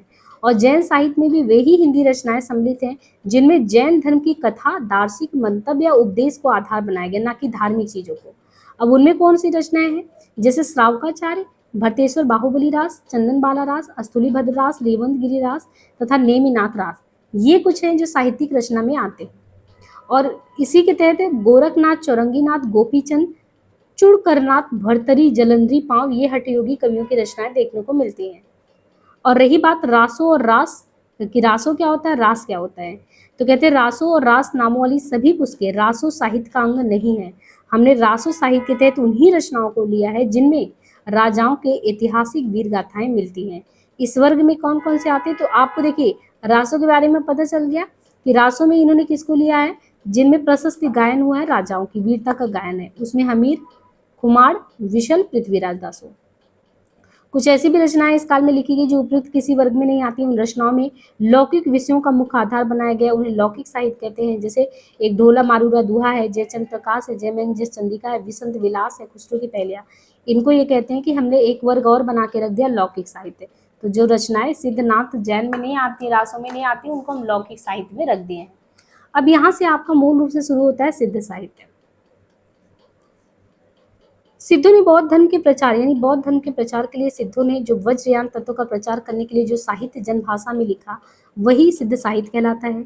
और राहुल सांकृत्यायन ने 84 सिद्धों के नाम का उल्लेख किया है, जिनमें जो सिद्ध सरपा हैं उनसे ये माना जाता है कि 84 सिद्धों में से सिद्ध सरपा से ये साहित्य शुरू होता है। और इन सिद्धों में सरहपा, सबरपा, लुइपा, डोम्बिपा, कंडपा, कुकुरिपा ये प्रमुख सिद्ध कवि आते हैं। और उन्हीं के व्यक्तित्व और कृतित्व का परिचय देकर हम साहित्य विकास में उनकी भूमिका को स्पष्ट करते हैं। तो सबसे पहले सरहपा के बारे में बताया गया है। सरहपा को सरापद, सरापाद, सरोजवज, राहुल भद्र इन नामों से जाना जाता है। जाति के सरहपा ब्राह्मण थे। इनकी रचना काल के विषय में सभी विद्वान एकमत नहीं है, लेकिन राहुल जी ने इनका जो समय माना है आपको 769, वही ध्यान रखना है सरापाद का समय, और जिसे अधिकांश विद्वान भी सहमत है। कुल 32 ग्रंथ बताए जाते हैं कि सरापाद ने लिखे थे, जिनमें से दोहा कोश ज़्यादा प्रमुख रहा इनका। और सरापाद जो है पाखंड और आडंबर का इन्होंने विरोध किया और गुरु सेवा को महत्व दिया। ये सहज भोग मार्ग से जीवन को महासुख की ओर ले जाते हैं। यानी ये कहते हैं कि जो जीवन में भौतिक सुख सुविधाएं हैं ना, यही तो कहा जाता है कि बौद्ध धर्म में बाद में विकृति आ गई, क्योंकि शुरुआत में बौद्ध धर्म जो है बहुत ही संयम की बात करता था, लेकिन समय के साथ ये सहज भोग इन रास्ते पे जाने लगा। तो ये कहते हैं कि सरापाद ये सहज भोग मार्ग से जीव को महासुख की ओर ले जाने की बात करते हैं। इनकी भाषा सरल तथा गेय है और काव्य में भावों का सहज प्रभाव मिलता है। यहाँ पे उदाहरण दिया गया है कि नाद न बिंदु न रवि न शशि मंडल, चिहरे साहब मुकल, अजुरे अजु छोड़ी माँ ले रे बंग, निहाई बोही माँ जाऊ रे लांग, हथेरे कांकड़ माँ लो दापड़, आपड़े अपा बुझतु नियम पर। तो नाद न बिंदु न रवि कई बार पूछा गया है।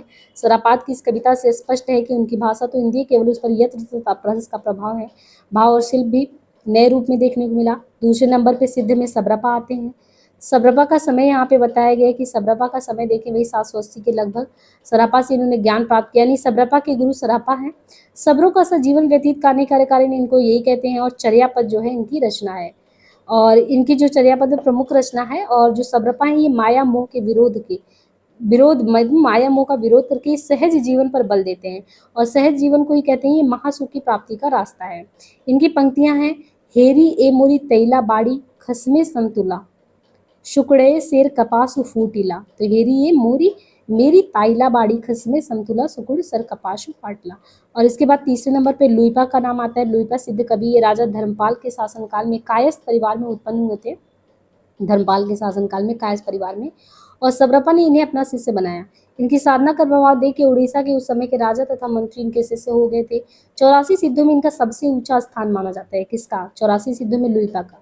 इनकी कविता में रहस्य भावना की प्रधानता है। एक उदाहरण देखिए, का तरुअर पंच बिडाल चंचल चिए पैठो काल। इसके बाद चौथे नंबर पे डोम्बिपा।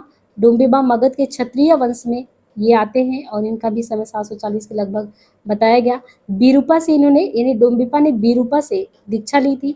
इनके द्वारा रचित 21 ग्रंथ बताए जाते हैं, डोम्बिपा के 21 ग्रंथ, जिनमें डोम्बी गीतिका, योगचर्या, अक्षरद्वीपोपदेश, ये कुछ रचनाएं हैं। इनकी कविता का एक उदाहरण इस प्रकार है, जैसे गंगा जमुना माजरे महर नाई ताई बुंडली मातंगी पोइलुले पा कारे। और इसके बाद देखिए कंडपा। कंडपा के बारे में कि जन्म कर्नाटक के ब्राह्मण वंश में हुआ था, वही 820 के लगभग। बिहार के यहाँ पे दिया है कि जो यहाँ पे देखें तो बिहार के जो है सोमपुरी स्थान पर रहते थे, और जलंधरपा को इन्होंने अपना गुरु बनाया था। जलंधरपा को कंडपा ने अपना गुरु बताया था। 74 ग्रंथ इनके बताए जाते हैं, और कहा जाता है कि इनकी जो रचनाएं रसात्मक भावनाओं से परिपूर्ण थी। इनके एक उदाहरण है यहाँ पे, आगम पेय पुराणे पंडित मान बहंती पक्त सिरिफल आलय। फिर कुकुरपा है, इनका जन्म कपिलवस्तु के एक ब्राह्मण वंश में हुआ था, और इनके जन्म काल का पता नहीं चल सका। चरपटिया जो है कुकुरपा के गुरु थे। इनके द्वारा रचित 16 ग्रंथ माने जाते हैं कुकुरपा के। ये भी सहज जीवन के समर्थक है। इनकी कविता का एक उदाहरण यहाँ पे है, हाउ निवासी खमड़ भतारे मोहोर भिगो कर्ण न जाई। इस तरीके से तो इन प्रमुख सिद्ध कवियों के अलावा अन्य सिद्ध कवि भी जनभाषा में अपनी वाणी का प्रचार प्रसार करते रहे, योग देते रहे, लेकिन हम लोगों ने बस इतना, मतलब ये जो इम्पोर्टेंट थे इतना यहाँ पे दिया गया है।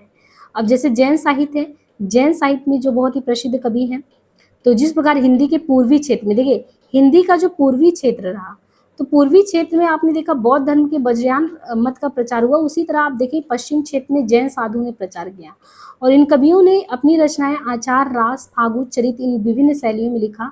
आचार शैली के जैन काव्यों में जो होता था वो घटनाओं के आस्थान पर, आचार शैली में जैन काव्य में घटना के स्थान पर उपदेशात्मकता की प्रधानता होती। फागु और चरित काव्य शैली की समानता के लिए, यानी जो फागु है और चरित काव्य, फागु और चरित काव्य शैली की प्रधानता के लिए प्रसिद्ध है। रस शब्द संस्कृत में क्रीड़ा और नृत्य से जुड़ा है। भरत मुनि ने इसे ही क्रीड़नीय कहा है। वात्स्यायन की कामसूत्र की रचना काल तक रस में गायन का समावेश है। अभिनवगुप्त ने रास को एक प्रकार का रूपक माना है। लोक जीवन में भी श्री कृष्ण की लीलाओं के लिए जो रास शब्द रूढ़ हो गया था, आज भी सामान्य जनता उसी अर्थ में इसका प्रयोग करती है। जैन साधुओं ने रास को एक प्रभावशाली रचना शैली का रूप दिया। अब यहाँ पे देखिए हम लोग इसके बारे में पढ़ रहे हैं जैन साहित्य, और जो हम रास टर्म का यूज करते हैं, रासों की बात नहीं कर रहे हैं। रासों तो वीरता परक गायन है, वो तो अलग चीज़ है, उसको पढ़ेंगे। पर जो जैन साहित्य है, इसी में एक चीज़ है कि लोक जीवन में जैसे श्री कृष्ण की लीलाओं का लोग वर्णन करते हैं, तो कहते नहीं कि श्री कृष्ण जी रास रचा रहे हैं, तो उन्हीं की जो भाव भक्ति, उन्हीं की पूजा होती है बेसिकली, उसी को कहते हैं कि जो जैन साधु थे उन्होंने रास को एक प्रभावशाली रचना शैली माना। और जैन तीर्थंकर जो होते हैं वो जीवन चरित, यानी जैन तीर्थंकर यानी जैन मुनि जो थे उनके तीर्थंकर, जैसे हम 24 तीर्थंकरों के नाम पढ़ते हैं, तो जो इनके तीर्थंकर होते थे उनके जीवन चरित का जो गायन करते, वैष्णव अवतारों की कथाएं लोगों को बताते एक आदर्श आवरण के साथ, वो उसी को बेसिकली रास कहते थे, उसको पद्यबद्ध करके गायन करते थे। तो जो जैन मंदिर होता था उसमें श्रावक लोग रात्रि के समय ताल देकर रास का गायन करते थे, और 14वीं सदी तक इस पद्धति का प्रचार रहा। अतः जैन साहित्य का सबसे अधिक लोकप्रिय रूप अगर देखने को मिलता है तो रास ग्रंथ। वीर गाथा में रास को ही रासो कहा गया है, किंतु उनकी विषय भूमि जैन रासो ग्रंथ से अलग हो गई है। और इसके बाद आप यहाँ पे देखेंगे श्रावकाचार्य। श्रावकाचार्य देवसेन नामक प्रसिद्ध जैन आचार्य है। 933 समय बताया गया इस काव्य की रचना इन्होंने की थी। ये एक अच्छे कवि तथा उच्च कोटि के चिंतक रहे हैं।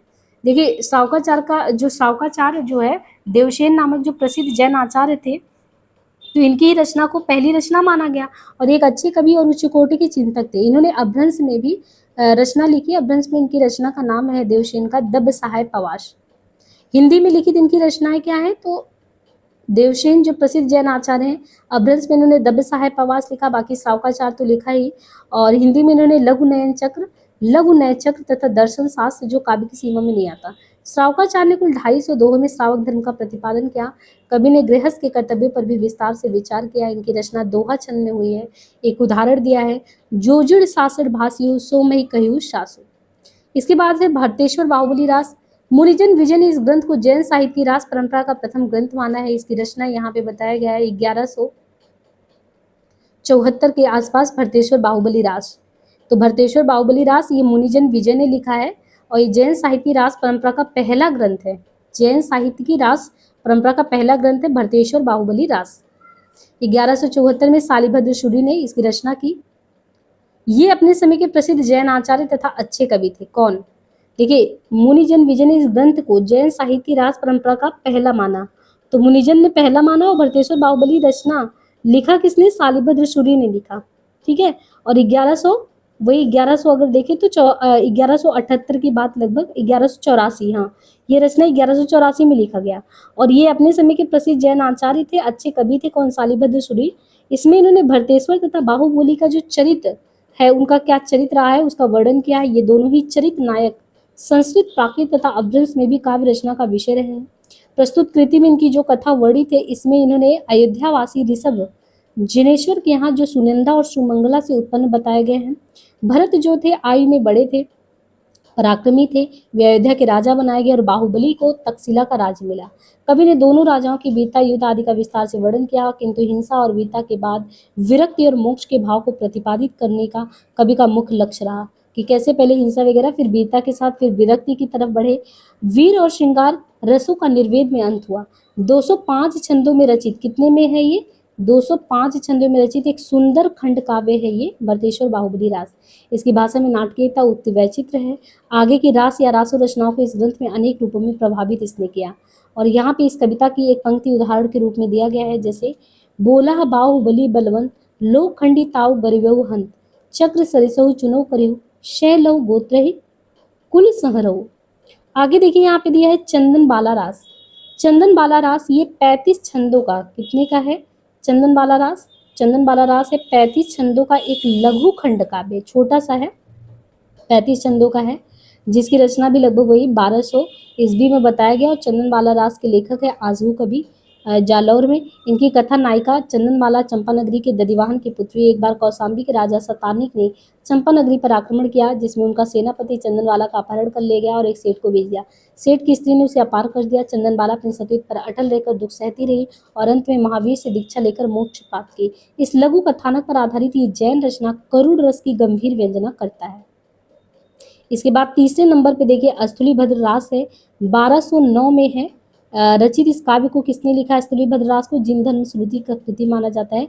अस्थूलीभद्र और जो कोसा वेश्या के विषय में रचनाएं मिलती हैं, किंतु इस कृति की सभी घटनाओं से उनका प्रत्यक्ष संबंध नहीं है। अवान्तर घटनाओं के माध्यम से लव घाट के रूप में अस्थूलीभद्र का संयम वो दिखाया गया है। कोसा वेश्या के पास भोगा लिप्त रहने वाले अस्थूलीभद्र को कवि ने जैन धर्म की दीक्षा लेने के बाद मोक्ष का अधिकारी बताया है। तो इस तरीके से ये है।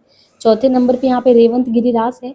ये विजय सेन सूरी की काव्य कृति है और वही है 1200 लगभग 31 के लगभग लिखित। इस काव्य में तीर्थंकर नेमी नाथ की प्रतिमा तथा रेवंत गिरि तीर्थ का वर्णन यहाँ पे किया गया है। और कुछ पंक्तियां दी हैं, जैसे कोयल कलेलो मोर को करे समय महुअर महुर गुंजारे हो। तो ये पंक्ति है। नेमिनाथ रास सुमति गढ़ी ने लिखा है और कब लिखा है? ये 1213 में लिखा है। और ये कितने? तो 58 छंदों का है। नेमिनाथ रास 58 छंदों की इस रचना में कवि ने नेमिनाथ का चरित्र सरस शैली में यहाँ पे प्रस्तुत किया है और ये अपभ्रंश से प्रभावित राजस्थानी हिंदी में लिखा गया है। तो इस तरीके से आपका जो जैन साहित्य वो यहाँ पे समाप्त होता है। आगे है नाथ साहित्य। नाथ साहित्य जो है ये सिद्धों की वाम मार्गी, मतलब हमने कहा कि सिद्ध साहित्य में जो 84 सिद्ध थे, उसी में कुछ लोग, जब उन लोगों ने कहा कि हमें महासुख की ओर पढ़ना है, सिर्फ संसार में जो है सुख ही सुख भोगना है, तो गोरखनाथ वगैरह उनके साथ कुछ लोग निकल के बोले कि हम जो है इस चीज़ को नहीं मानते। यानी जब इन्हें लगा कि सिद्ध साहित्य का मूल रूप जो था वो अपने आप से कट गया है, तो कुछ लोग मिलके ये नाथ साहित्य एक नया मार्ग निकाले। तो सिद्धों की वाम मार्गी भोग प्रधान जो योग साधना उसकी प्रक्रिया के रूप में आदिकाल में जो नाथ पंथी हैं वो हठ योग साधना शुरू करते हैं, और राहुल जी ने नाथ पंथ को सिद्धों की परंपरा का विकसित रूप माना है। इस पंथ को चलाने वाले कौन थे? तो मसेननाथ, मच्छिंद्र नाथ तथा गोरखनाथ। डॉक्टर राम कुमार वर्मा ने नाथ पंथ के चरमोत्कर्ष का समय कब बताया? कि 12वीं से 14वीं सदी का जो समय था, चरमोत्कर्ष था। उनका मानना है कि नाथ पंथ से ही भक्तिकाल के संत मत, जो भक्तिकाल का संत मत आया है वो इसी से आया है, जिसके पहले कभी कबीर थे। इस मंतव्य का समर्थन कथ्य और शिल्प दोनों दृष्टियों से हो जाता है। नाथपंथी रचनाओं की अनेक विशेषताएं संत काव्य में यथावत विद्यमान है। अब डॉक्टर हजारी प्रसाद द्विवेदी के अनुसार नाथ पंथ या नाथ संप्रदाय के सिद्ध मत, सिद्ध मार्ग, योग संप्रदाय, अवधूत मत, अवधूत संप्रदाय नाम भी प्रसिद्ध है। तो ये नाम भी ध्यान रखिएगा क्या क्या कहते हैं। उनके इस कथन का ये अर्थ नहीं कि सिद्ध मत और नाथ मत एक ही हैं, उन्होंने तो नाम ख्याति की ओर ध्यान दिलाया है। और उसका कारण ये था कि मसेननाथ, मच्छिंद्रनाथ तथा गोरखनाथ सिद्धों में भी गिने जाते हैं। ये प्रसिद्ध है कि मसेननाथ जो है नारी सहचर के आचार पे, यानी जो मच्छिंद्रनाथ है गुरु गोरखनाथ के गुरु, कहा जाता है कि एक बार वो नारी सहचर के आचार में जाके फंसे थे, जिससे उनके शिष्य गोरखनाथ ने उनका उद्धार किया। और ये चर्चा जो है मिलता है। गोरखनाथ के बारे में यहाँ पे दिया गया है कि गोरखनाथ नाथ साहित्य की शुरुआत यानी आरंभकर्ता नाथ साहित्य कौन है? गोरखनाथ। वे सिद्ध मसेननाथ के शिष्य हैं, किंतु उन्होंने सिद्धों के मार्ग का विरोध किया। गोरखपंथी साहित्य के अनुसार आदिनाथ को कहते हैं कि स्वयं शिव थे आदिनाथ, और उनके बाद मसेननाथ आए, जिनके आचरण का विरोध उनके शिष्य गोरखनाथ ने किया जब वो नारी साचर में फंसे थे। राहुल सांकृत्याय ने गोरखनाथ का समय जो है वो कब का बताया है? तो इन्होंने वही लगभग बताया है 845 के आसपास माना है। डॉक्टर हजारी प्रसाद द्विवेदी इन्हें 9वीं सदी का मानते। तो अब देखिए, गोरखनाथ को भी लोग अलग अलग मानते हैं समय। जैसे राहुल सांकृत्याय ने अपने अनुसार 845 के आसपास माना, हजारी प्रसाद द्विवेदी ने 9वीं सदी का माना इनको, हजारी प्रसाद जी ने। शुक्ल जी ने कहा नहीं, ये तो 13वीं सदी के गोरख। पीताम्बर दत्त वर्धवाल ने 11वीं का माना। राम कुमार वर्मा शुक्ल जी के मत से सहमत है, तो शुक्ल जी ने कितना माना था? 13वीं सदी। नवीन खोजों से यही पता चला कि गोरखनाथ ईसा की 13वीं सदी के शुरुआत में अपना साहित्य लिखे थे। उनके ग्रंथों की संख्या गोरखनाथ की कुल 34 है, किंतु डॉक्टर भरद्वाल ने केवल 14 ही रचनाएं बताई इनके बारे में, जिनके नाम क्या क्या है, इनके रचनाओं के नाम पूछे जाते हैं। गोरखनाथ की रचनाओं का नाम है सबदी पद, प्राण संकली, शिष्या दर्शन, नरवे बोध और अभय मात्रा जोग, आत्मबोध, 15 तिथि, सप्तवार, मच्छिंद्र गोरखनाथ, रोमावली, ज्ञान तिलक, ज्ञान चौतीसा, पंचमाता। वर्तवाल ने गोरखबानी नाम से उनकी रचनाओं का एक संकलन भी संपादित किया, जिसकी कई रचनाएं साहित्य सीमा में आती हैं। गोरखनाथ से पहले अनेक संप्रदाय थे, जिन सबका उनके नाथपंथ में विलय हो गया। शैव शाक्तों के अलावा बौद्ध, जैन, वैष्णव, योगमार्गी भी उनके संप्रदाय में आ मिले। गोरखनाथ ने अपनी रचना में गुरु महिमा, इंद्रिय निग्रह, प्राण साधना, वैराग, मनः साधना, कुंडली जागरण, शून्य समाधि, इनका वर्णन किया। इन विषयों में नीति और साधना की व्यापकता देखने को मिलती है। यही कारण है कि आचार्य रामचंद्र शुक्ल ने इन रचनाओं को साहित्य में सम्मिलित नहीं किया, किंतु हजारी प्रसाद द्विवेदी इस पक्ष में नहीं है। गोरखनाथ ने हठ योग का उपदेश दिया था। हठ योगियों के सिद्ध सिद्धांत पद्धति ग्रंथ के अनुसार हा का अर्थ क्या होता है? हा का अर्थ है सूर्य तथा ठा का अर्थ है चंद्र। इन दोनों को योग को ही हठ योग कहते हैं, है ना। और गोरखनाथ ने ही 60 चक्रों वाला योग मार्ग हिंदी साहित्य में चलाया भी था। अब यहाँ पे दिया है कि जैसे इस मार्ग में क्या होता है, इस मार्ग में विश्वास करने वाला हठयोगी साधना द्वारा शरीर और मन को शुद्ध करके शून्य में समाधि लगाता है, और वही ब्रह्म का साक्षात्कार कर पाता है। तो गोरखनाथ ने इस बारे में लिखा भी है कि धीर वह है जिस चित्त विकार साधन होने पर विकृत नहीं होता। जैसे नौलक पात्र आगे नाचे पीछे सहज अखाड़ा, ऐसे मन ले जोगी खेले तब अंतर बसे भंडारा। मूर्त जगत में अमूर्त के स्पर्श को कैसे व्यक्त करते हैं? मूर्त जगत यानी जो दिख रहा है और जो नहीं है, तो मूर्त जगत में हम अमूर्त को कैसे देखते हैं? तो कहते हैं गोरखनाथ, अंजन माही निरंजन भेटिया, अंजन माही निरंजन भेटिया, तिलमुख भेटिया तेलम, मूर्त माही अमूर्त परस्या भया निरंतर खेलम। गोरखनाथ की कविताओं से स्पष्ट है कि भक्तकालीन संत मार्ग के भाव पक्ष पर ही उनके प्रभाव नहीं पड़ा, भाषा और छंद में भी पड़ा। अन्य कवियों में नाथ साहित्य विकास में जिन कवियों ने योग दिया उनमें है चौरंगीनाथ, गोपीचंद, चुड़करण नाथ, भर्तरी, जलंधरी पाव प्रसिद्ध। इन कवियों की रचनाओं में उपदेशात्मक तथा खंडन मंडन का प्रधान है। 13वीं सदी में इन सबने अपनी वाणी को प्रचार रूप दिया था। गोरखनाथ की हठ योगी साधना में ईश्वरवाद व्याप्त था। इन हठ योगियों ने भी उनका प्रचार किया, जो रहस्यवाद के रूप में प्रतिफलित हुआ और जिसका भक्ति काल में कबीर आदि ने अनुकरण भी किया। आगे यहाँ पे आप देखिए रासो साहित्य के बारे में दिया है। जैन साहित्य के संदर्भ में ये संकेत किया जा चुका है कि हिंदी साहित्य के आदिकाल में रचित जैन रासो काव्य वीर गाथाओं के रूप में लिखित रासो काव्य से अलग है। वो हमने आपको बताया ना, रास काव्य क्या होता है, जो मंदिरों में कृष्ण लीला का गायन करते थे, सावक धर्म का पालन करते जैन साहित्य में, लेकिन रासो उससे अलग है। देखिए जैन रासो, यहाँ पे यह बताया गया है कि जैन रास काव्य में धार्मिक दृष्टि से प्रधान होने से वर्णन की वो पद्धति प्रयोग में नहीं हुई है जो वीर गाथा परक में। हमेशा आपको रास और रासो में अंतर करके चलना है। रास क्या है, धार्मिक दृष्टि से जो जैन साहित्य में जैन चरित्र काव्य का गायन किया गया है वो है, और जहाँ पे वीर गाथा परक गायन किया गया है, वीर प्रशस्ति गायन, मूल संबंध राजाओं के चरित्र और प्रशंसा की बात की गई, वो है रासो काव्य। रासो काव्य को देखने से ही आपको पता चल जाएगा कि वही है, आश्रित अन्य कवियों में जो है अपने राजाओं का ये लोग गायन करते हैं, बस यही सब चीजें हैं।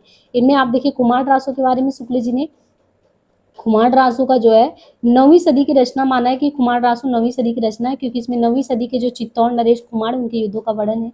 राजस्थान के वृद्ध संग्राहकों ने इनको 17वीं सदी की रचना बताया है, क्योंकि इसमें 17वीं सदी के चित्तौड़ नरेश राज सिंह तक के राजाओं का वर्णन मिलता है, इसलिए कहते हैं।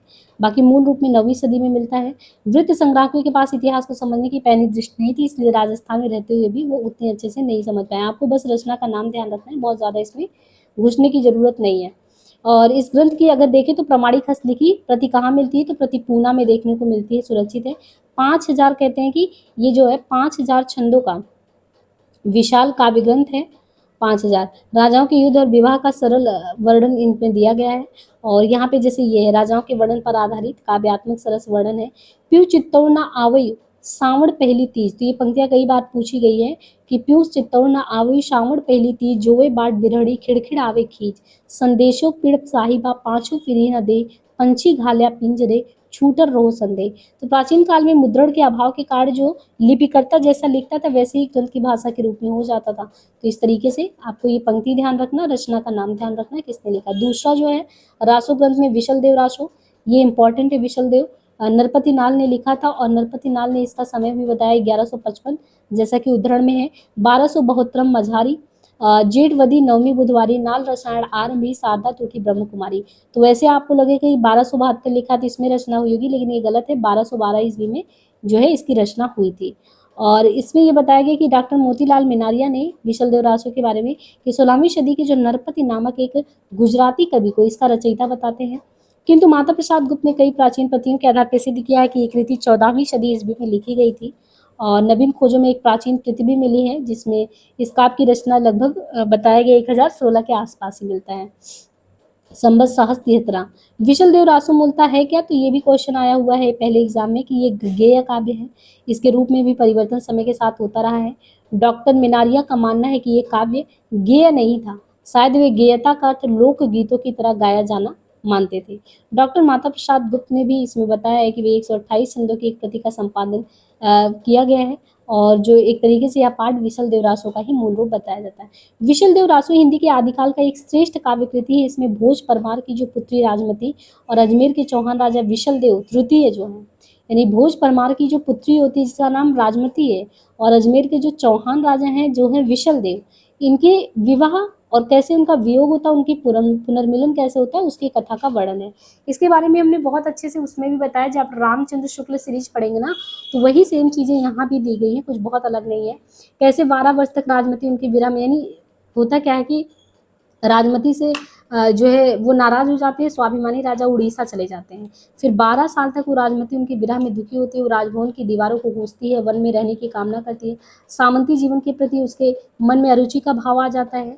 और फिर संदेश रासक के समान ही विशल देव रासो की भावभूमि प्रेम की निश्चल अभिव्यक्ति है। मेघदूत और संदेश रासक की संदेश परंपरा इसमें देखने को मिलती है। राजमती एक पंडित के द्वारा अपने पति को संदेश भेजती है। जब वो लौट आता है तब राजमती श्रृंगार करके उसे मिलती है। श्रृंगार के वियोग और संयोग पक्षों का बहुत ही मार्मिक वर्णन है। राजपति में एक कुलीना गृहिणी का स्वाभिमान है जो विरह के चित्रों का कांतिमय बनाता है। संयोग के समय में भी यही कांति काव्य सौंदर्य की वृद्धि करता है। तो इस तरीके से ये रचना है। और यहाँ पे देखिए व्यवस्था तक ये दिखाया गया कि कैसे स्त्री जन्म कोई धीव महेश, अवर जन्म थारई घड़ा रे नटेश। इसी प्रकार इस काव्य के वर्णों में एक संस्कार दृष्टि देखने को मिलता है जो नारी गरिमा की स्थापना करने का काम करता है। विशल देव रासो की श्रृंगार परंपरा का आदिकाल में ही अंत नहीं होता। विद्यापति से होती हुई ये परंपरा जो है भक्ति काल में प्रेमाख्यानक काव्यों तक पहुंचती है और कृष्ण भक्ति काव्यों में भी ये चीज देखने को मिलता है। यानी विशल देव यहाँ से शुरू हुआ यात्रा और ये चीज हमको आगे तक देखने को मिलता है। फिर हमीर रासों की बात है। हमीर रासों, तो ये हमीर रासों जो प्राकृत पेंगलम में इस काव्य के कुछ छंद मिले हैं प्राकृत पेंगलम में हमीर रासों के, और उन्हीं के आधार पर शुक्ल जी ने इसके अस्तित्व की कल्पना की। हमीर रासों की उनका अनुमान था कि इसमें हमीर और अलाउद्दीन के युद्धों का वर्णन तथा हमीर की प्रशंसा है, किंतु राहुल जी ने उन पद्यों को जज्जल नाम के किसी कवि की रचना घोषित कर दिया। डॉक्टर हजारी प्रसाद द्विवेदी का कहना है कि हमीर शब्द अमीर का ही विकृत रूप है, और यहाँ पे अतः सारंगधरकृत हमीर रासों का अस्तित्व संकट में पड़ गया कि ये सही भी है कि नहीं। इसके बाद परमाल रासों, उत्तर प्रदेश में आल्हा खंड के नाम से जो काव्य प्रचलित है वही परमाल रासों का मूल रूप है। यह रासो लोक गेय काव्य था, अतः इसके मूल की सुरक्षा नहीं हो पाई। इसमें अनेक अंश बाद में जोड़े गए हैं, धीरे धीरे आला लोकगीत की एक शैली बन गया। प्राचीन हस्तलिपि प्रथियों के अभाव में मौखिक रूप में उपलब्ध आला खंड के आधार पर ही परमाल रासों के साहित्यिक स्वरूप देखने को मिलता है। और यहाँ पे बताया भी गया है कि लगभग वही 1865 में जो है चार्ल्स इलियट ने आला खंड का प्रकाशन कराया था और वो मौखिक परंपरा पर आधारित। उसी के प्रति के आधार पर डॉक्टर श्याम सुंदर दास ने परमाल रासों का पाठ निर्धारित किया और उसे नागरी प्रचारी सभा से प्रकाशित भी कराया था। परमाल रासों के रचयिता कवि हैं जगनिक, और जो महोबा के राजा जो परमार देव हैं उनके आश्रित थे। उन्होंने इस काव्य में आल्हा और रुदल नामक दो वीर सरदारों की वीरतापूर्वक लड़ाई का वर्णन किया है, और इस आधार पर रचनाकाल 13वीं सदी का आरंभ इसमें माना जाता है। 12 बरस लोग ऊपर जिए और 13 लोग जिए सियार, 12 18 क्षत्रिय जिए जीवन को धिक्कार, ये इसमें आता है। बाकी पृथ्वी राज रासों के बारे में बहुत डिटेल से यहाँ पे और शुक्ल जी वाले सीरीज में भी बहुत अच्छे से कराया पृथ्वीराज रासों के बारे में। देखिए शुक्ल जी ने स्वयं लिखा है कि हिंदी के पहले महाकवि और इनका पृथ्वीराज रासो पहला महाकाव्य। चंद्रवरदाई को दिल्ली नरेश पृथ्वीराज चौहान का सामंत और राजकवि माना गया। महामहोपाध्याय हरप्रसाद शास्त्री के अनुसार चंद्रवरदाई का जन्म कहाँ हुआ, तो लाहौर में। इनके जन्म काल के संबंध में कई धारणाएं शुक्ल जी ने। इनका जन्म क्या बताया है, तो इनका जन्म वही 1168 के आसपास माना है। राशियों के अनुसार ये भट्ट जाति के जगात नामक गोत्र के थे। इनके पूर्वजों की भूमि पंजाब थी, जहां लाहौर में इनका जन्म हुआ था। इनका और महाराज पृथ्वीराज का जन्म एक ही दिन हुआ, ऐसा कहा जाता है। एक ही दिन संसार छोड़े थे, ये भी कहा जाता है। शुक्ल जी ने जो है हरप्रसाद शास्त्री द्वारा प्राप्त चंद का एक वंश वृक्ष भी प्रस्तुत किया है, और वो वंश वृक्ष शास्त्री जी की नानूराम भाट से प्राप्त। यानी देखिए ये जो है शुक्ल जी ने जो हरप्रसाद शास्त्री का ये वंश वृक्ष का उल्लेख लिया है, क्योंकि हरप्रसाद शास्त्री जो है नानूराम भाट से ये मिलने चले गए थे और वहाँ से ये पता लगा के लेके आए थे, और वहाँ से ये पता चला था कि जो पृथ्वीराज रासो ये चंद्रबरदाई जो बताया गया, तो चंद के 4 पुत्र थे, जिनमें उनका चौथा पुत्र जलहर था। और जब पृथ्वीराज को जो मोहम्मद गोरी बंदी बना के ले जा रहा था, तब उन्होंने ये पुस्तक जल्लड़ हथ दे चल गजन में काज पुस्तक अपने बेटे को दे दिए कि तुम पूरा कर देना। तो ये चीज़ था और उसने ही पूरा किया था। रघुनाथ चरित हनुमंत कृत भूप भोज उद्यमी जी पृथ्वीराज सुजस कवि चंद कृत चंद नंद उद्धृति में। ये प्रसिद्ध है कि चंद ने स्वामी के हितार्थ अपना बलिदान दिया था। वो बहुत ही प्रतिभाशाली दूरदर्शी स्वामी भक्त था। फिर पृथ्वीराज के संस्करण के बारे में बात होता है, तो पृथ्वीराज रासों के कुल 4 संस्करण प्रसिद्ध है, जिनमें सबसे बड़ा संस्करण वो है जिसका प्रकाशन नागरिक प्रचारी सभा काशी से हुआ था, जिसकी हस्तलिखित प्रतियां उदयपुर के संग्रहालय में सुरक्षित है। और वो भी बताया जाता है कि अगर आप देखें तो ये जो है जो प्रतिलिपि है 1585 में लिखित प्रति के आधार पर रासों का संपादन कराया गया, और उसमें वही देखने को मिलता है कुल 69 समय खंड है, और 69 समय खंड है। इनके अलावा 13,306 छंद है सबसे बड़े वाले में, और जो दूसरा है उसमें कुल कितने देखने को मिलेंगे, तो 7,000 छंद जो है दूसरे में देखने को मिलेंगे। इसका प्रकाशन नहीं हुआ है, किंतु अबोहर और बीकानेर में इसकी भी प्रतियां दूसरे वाले के भी है, जो 17वीं सदी ईस्वी में लिखी गई हैं। और जो तीसरा लघु संस्करण वो 3500 छंदों का है, जिसमें केवल अगर देखेंगे तो आपको सिर्फ 19 समय देखने को मिलता है। इस संस्करण की हस्तलिखित प्रतियां भी बीकानेर में है। और चौथा छोटा है, जिसमें केवल 1300 छंद है। इसी को डॉक्टर दशरथ शर्मा आदि कुछ विद्वान मूल रासों इसी छोटे वाले को मानते हैं। प्रामाणिकता की बात करें तो चारों संस्करणों को देख के यही लगता है कि इनमें से प्रमाणिक संस्करण कौन सा है, और इसी से लगा हुआ विवाद भी बढ़ जाता है। हिंदी साहित्य के इतिहास में ये ग्रंथ इस दृष्टि से सबसे ज्यादा विवादास्पद रहा है, क्योंकि विद्वानों में कई वर्ग बन गए हैं, जैसे श्याम सुंदर दास, मोहनलाल विष्णु पांड्या, मिश्र बंधु, कर्नल टाड। ये कुछ लोग मानते हैं कि पृथ्वीराज का जो संस्करण सभा से प्रकाशित वो प्रमाणिक है, लेकिन वहीं पे जो शुक्ल जी हैं और इनके अलावा कविराज श्यामल दान है, गौरी शंकर हीराचंद ओझा है, बुलर है, मुंशी हैं देवी प्रसाद, ये मानते हैं कि अप्रामाणिक है। तीसरा वर्ग है मुनिजन विजय का, सुनीति कुमार चटर्जी, हजारी प्रसाद द्विवेदी का, ये मानते हैं कि दरबारी कवि चंद बरदाई ने ही पृथ्वीराज रासो लिखा था। तो ये कुछ लोग हैं, इनका मूल मानना है कि ये तो उपलब्ध है नहीं। चौथा मत नरोत्तम स्वामी का है। नरोत्तम स्वामी कहते हैं कि उन्होंने सबसे अलग ये बात कही कि चंद ने पृथ्वीराज के दरबार में रहकर मुक्तक रूप में रासों की रचना की थी। उनके इस मत से कि रासो मूलतः प्रबंध काव्य नहीं था, अन्य कोई विद्वान सहमत नहीं है नरोत्तम के। तो वस्तुतः आरंभ में ये ग्रंथ विवादास्पद नहीं था, लेकिन कर्नल टाड ने इसकी वर्णन शैली तथा काव्य सौंदर्य पर रीझ कर इसके लगभग 30,000 छंदों का अंग्रेजी में अनुवाद भी किया। तासी भी इसकी प्रामाणिकता में संदेह नहीं करते। बंगाल की रॉयल एशियाटिक सोसाइटी ने इस ग्रंथ को फिर से छापने यानी मुद्रण आरंभ कराया और सन 1875 में डॉक्टर बुलर ने पृथ्वीराज विजय ग्रंथ के आधार पर इसे अप्रमाणिक रचना घोषित किया। किसने किया? बुलर ने किया, पृथ्वीराज विजय के आधार पे।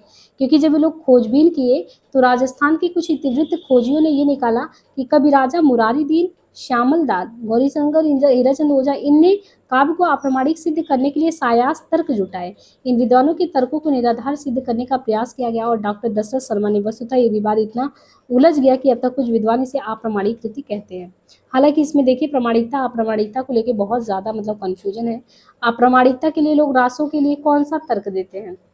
वो कहते हैं कि जो रासों में उल्लेखित घटना है और नाम, यानी कोई भी घटना दी गई, घटना के साथ जो नाम है वो इतिहास से मेल नहीं खाते। क्योंकि जब आप इतिहास का कोई भी किताब उठाते हैं कुछ भी, तो ये पढ़ते हैं ना कि कोई भी घटना घटी उसमें राजा कौन थे।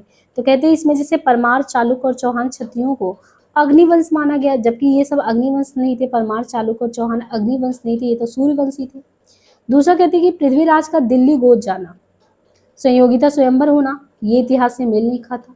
तीसरा कहते जो अनंगपाल है पृथ्वीराज तथा विशल देव के राज्यों के संदर्भ में भी अशुद्ध है। पृथ्वीराज की मां का नाम कर्पूरी था, जो रासों में कमला बताया गया है। पृथ्वीराज की बहन जो थी वो पृथा का विवाह मेवाड़ के राणा समर सिंह के साथ बताया गया है। पृथ्वीराज द्वारा गुजरात के राजा भीम सिंह का वध भी इतिहास सम्मत नहीं है। रासों में पृथ्वीराज की 14 विवाह का वर्णन है, जो इतिहास से मेल नहीं खाता।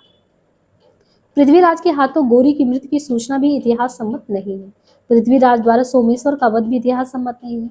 रासों में दी गई तिथियां भी अशुद्ध है। तो ये कुछ आधार इन्होंने बताया, और यदि उपयुक्त तथ्यों को अंतिम प्रमाण मान लेते हैं तो पृथ्वीराज रासों का अप्रामाणिक रचना कहा ही जा सकता है।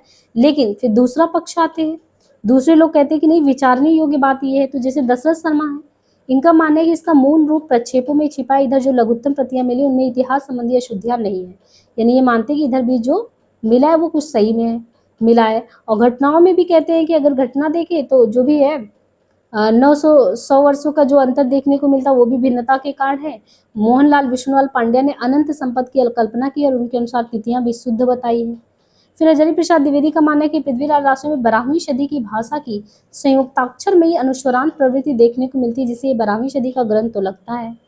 फिर रासो इतिहास ग्रंथ ना होकर काव्य रचना है, उसमें इतिहास का सत्य खोजना और उसके नाम मिलने पर उसे अप्रामाणिक घोषित करना ये तो गलत है, लोग कहते हैं।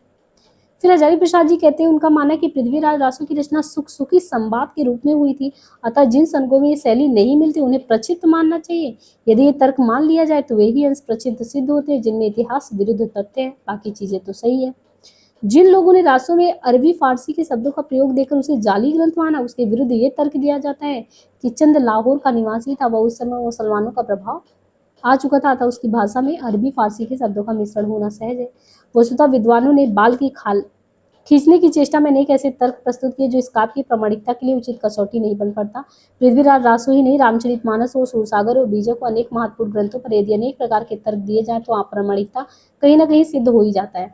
रामचरितमानस में तो प्रचित पंथ स्वीकार किए भी जाते हैं, कई ऐसे पद भी मिलते हैं जो सूर और मीरा दोनों के नाम से प्रसिद्ध हैं।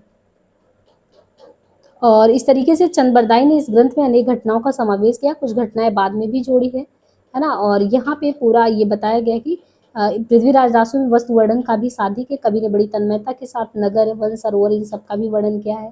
एक उदाहरण दिया है, बज्जी घोर निशान रान चौहान चौदिशी, सकल सूर सामन समर बल जंत्र मंत्र तिशी।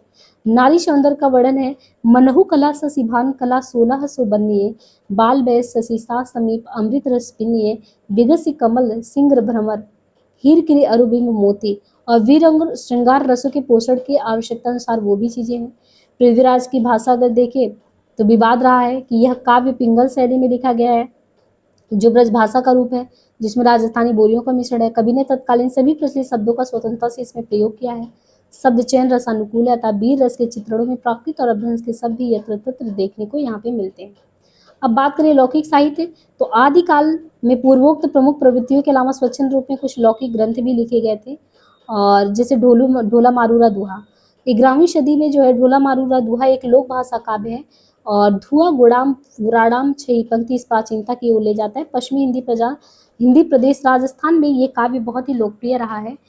सोरठियो दोहो भली भली मरवड़री बात, जोबन छाई धड़ भली तारम छी रात। तो ये ढोला मारूरा दुहा मूलतः ये किसमें दोहे में रचित इस लोक काव्य को 17वीं सदी में कुशल राय वाचक ने कुछ चौपाइयां जोड़कर इसका विस्तार किया। इसमें ढोला नामक राजकुमार और मारवाड़ी नामक राजकुमारी की प्रेम कथा का वर्णन है। कछवाहा वंश के राजा नल का पुत्र ढोला, कछवाहा वंश का राजा जो नल होता है, इसका पुत्र नल का पुत्र होता है ढोला। ढोला जिस समय 3 साल का होता है, तथा पुगल के राजा जो पिंगल है, पुगल के राजा पिंगल की कन्या मारवड़ी उस समय सिर्फ 1.5 साल की होती है, यानी ये 3 साल की और वो 1.5 साल का। तभी दोनों का विवाह कर देते हैं, और कहा जाता है कि पुगल जो है वहां पे अकाल पड़ जाता है और राजा पिंगल बेबस होकर नल के राज्य में चले गए थे। तभी जो है पिंगल की रानी ढोला पर रीझ गई थी और उसने मारवड़ी से उसका विवाह कर दिया। जब ढोला बड़ा हुआ तब उसका दूसरा विवाह मालवा की राजकुमारी मालवड़ी से हो गया, और इस पर मारवड़ी दुखी रहने लगी। उसने दानियों के माध्यम से ढोला के पास एक विरह संदेश भेजा। मालवड़ी के प्रयत्न से बहुत समय तक ढोला का वो संदेश नहीं मिल पाया, लेकिन जब अंत में मारवड़ी अपने उद्देश्य में सफल हुई तो दोनों का पुनर्मिलन आया। ये लोक प्रसिद्ध प्रेम कथा आदिकालीन श्रृंगार काव्य परंपरा की एक महत्वपूर्ण कड़ी है।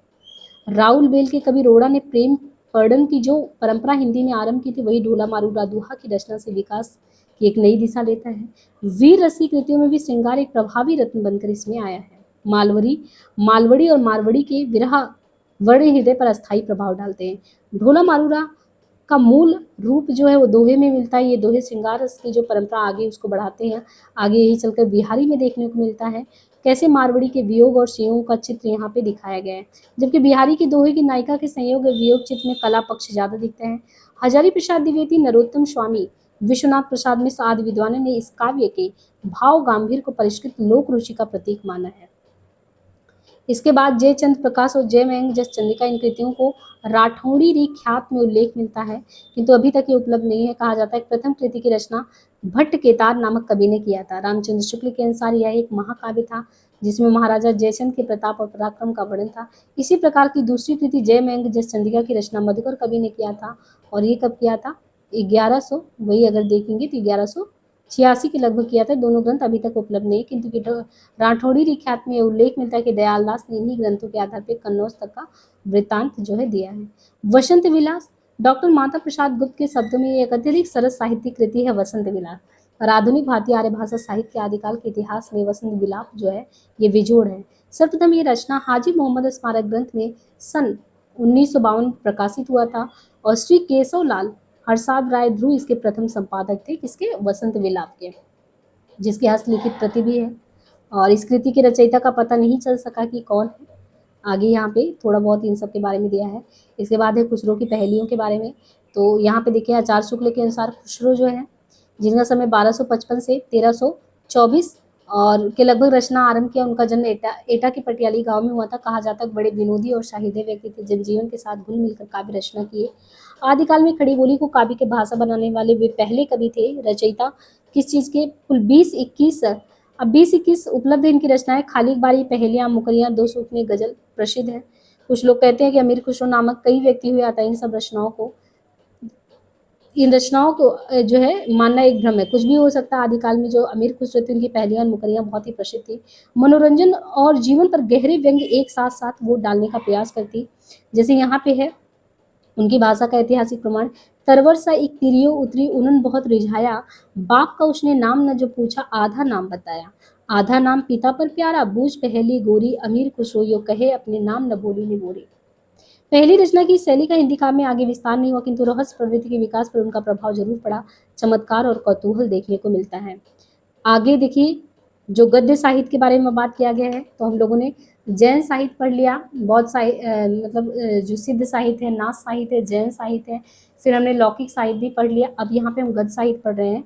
आदिकाल में काव्य रचना के साथ साथ कुछ गद्य रचनाएं भी लिखने का प्रयास हुआ, जिसमें राउल बेल चंपू उक्ति व्यक्ति प्रकरण है, वड रत्नाकर है।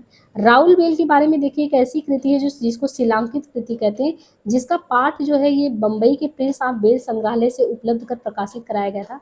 विद्वानों ने इसकी रचना काल कब माना है? 10वीं सदी राउल बेल का। और ये कहते हैं कि इसमें गद्य भी मिला है, पद भी मिला है, इसलिए गद्य पद मिला है तो चंपू काव्य कहेंगे। प्राचीनतम हिंदी कृति है चंपू में, और इसकी रचना राउल नायिका के नक्सिक वर्णन के प्रसंग में हुआ। आरंभ में कवि ने राउल के सौंदर्य का वर्णन कैसे किया? पद्य में, और फिर गद्य में किया है।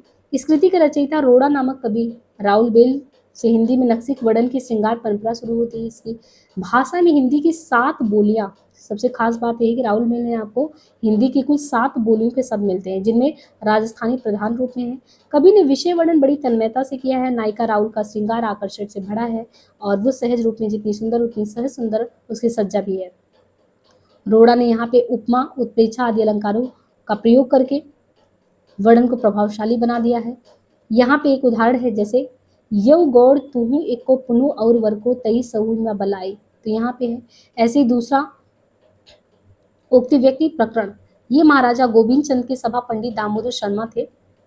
गोविंद चंद के सभा पंडित दामोदर शर्मा, और उन्होंने 12वीं सदी में जो इस पुस्तक की रचना की थी, उक्ति व्यक्ति प्रकरण। गोविंद चंद का शासनकाल भी बताया गया है, वही 1154। हजारी प्रसाद के शब्दों में उक्ति व्यक्ति प्रकरण एक अत्यंत महत्वपूर्ण ग्रंथ है। इसे बनारस और आसपास के प्रदेश की संस्कृति और भाषा पर अच्छा प्रभाव देखने को मिलता है। डॉक्टर मोती चंद भी डॉक्टर द्विवेदी के मत का समर्थन करते हैं। और वड रत्नाकर मैथिली हिंदी में रचित गद्य की यह पुस्तक डॉक्टर सुनीति कुमार चटर्जी और पंडित बबुआ मिश्र के संपादन में बंगाली एशियाटिक सोसाइटी से प्रकाशित हो चुका है। हजारी प्रसाद द्विवेदी के मत के अनुसार इनकी रचना 14वीं सदी में हुई। इनका लेखक ज्योतिरेश्वर ठाकुर नामक मैथिल कवि था। और यहाँ पे ज्योतिरेश्वर द्वारा जो पंक्तियां दी हैं, उज्ज्वल कोमल लोहित सम संतुल सलंकार पंचगुण संपूर्ण चरण अकठिन सुकुमर गजहस्त जनुयुगल पीन मांसले। इन पंक्तियों में वड रत्नाकर एक शब्दकोश सा लगता है, किंतु सौंदर्य ग्राहिणी प्रतिभा भी है। राउल देव के बाद वड रत्नाकर का योगदान भी कम नहीं कहा जा सकता है। आदिकाल की उपलब्धियां क्या रही है? हिंदी साहित्य के इतिहास में अगर आदिकाल की उपलब्धियों की बात करें, तो जैसे कि हम आरंभ में ही संकेत कर चुके हैं कि आदिकाल में हिंदी भाषा साहित्यिक अभ्रंश के साथ साथ चलती हुई जनभाषा के रूप में आई, और फिर गंभीर रूप में अपना प्रभाव लेकर हिंदी के रूप में प्रतिष्ठापित हुई। आगे अवसर पाकर अगर आप देखें, तो समय के साथ अगर देखें तो जनभाषा के रूप में 8वीं सदी में ही साहित्य का माध्यम बन गई। अपभ्रंश भाषा के साथ भूमि पर आगे बढ़ने लगी।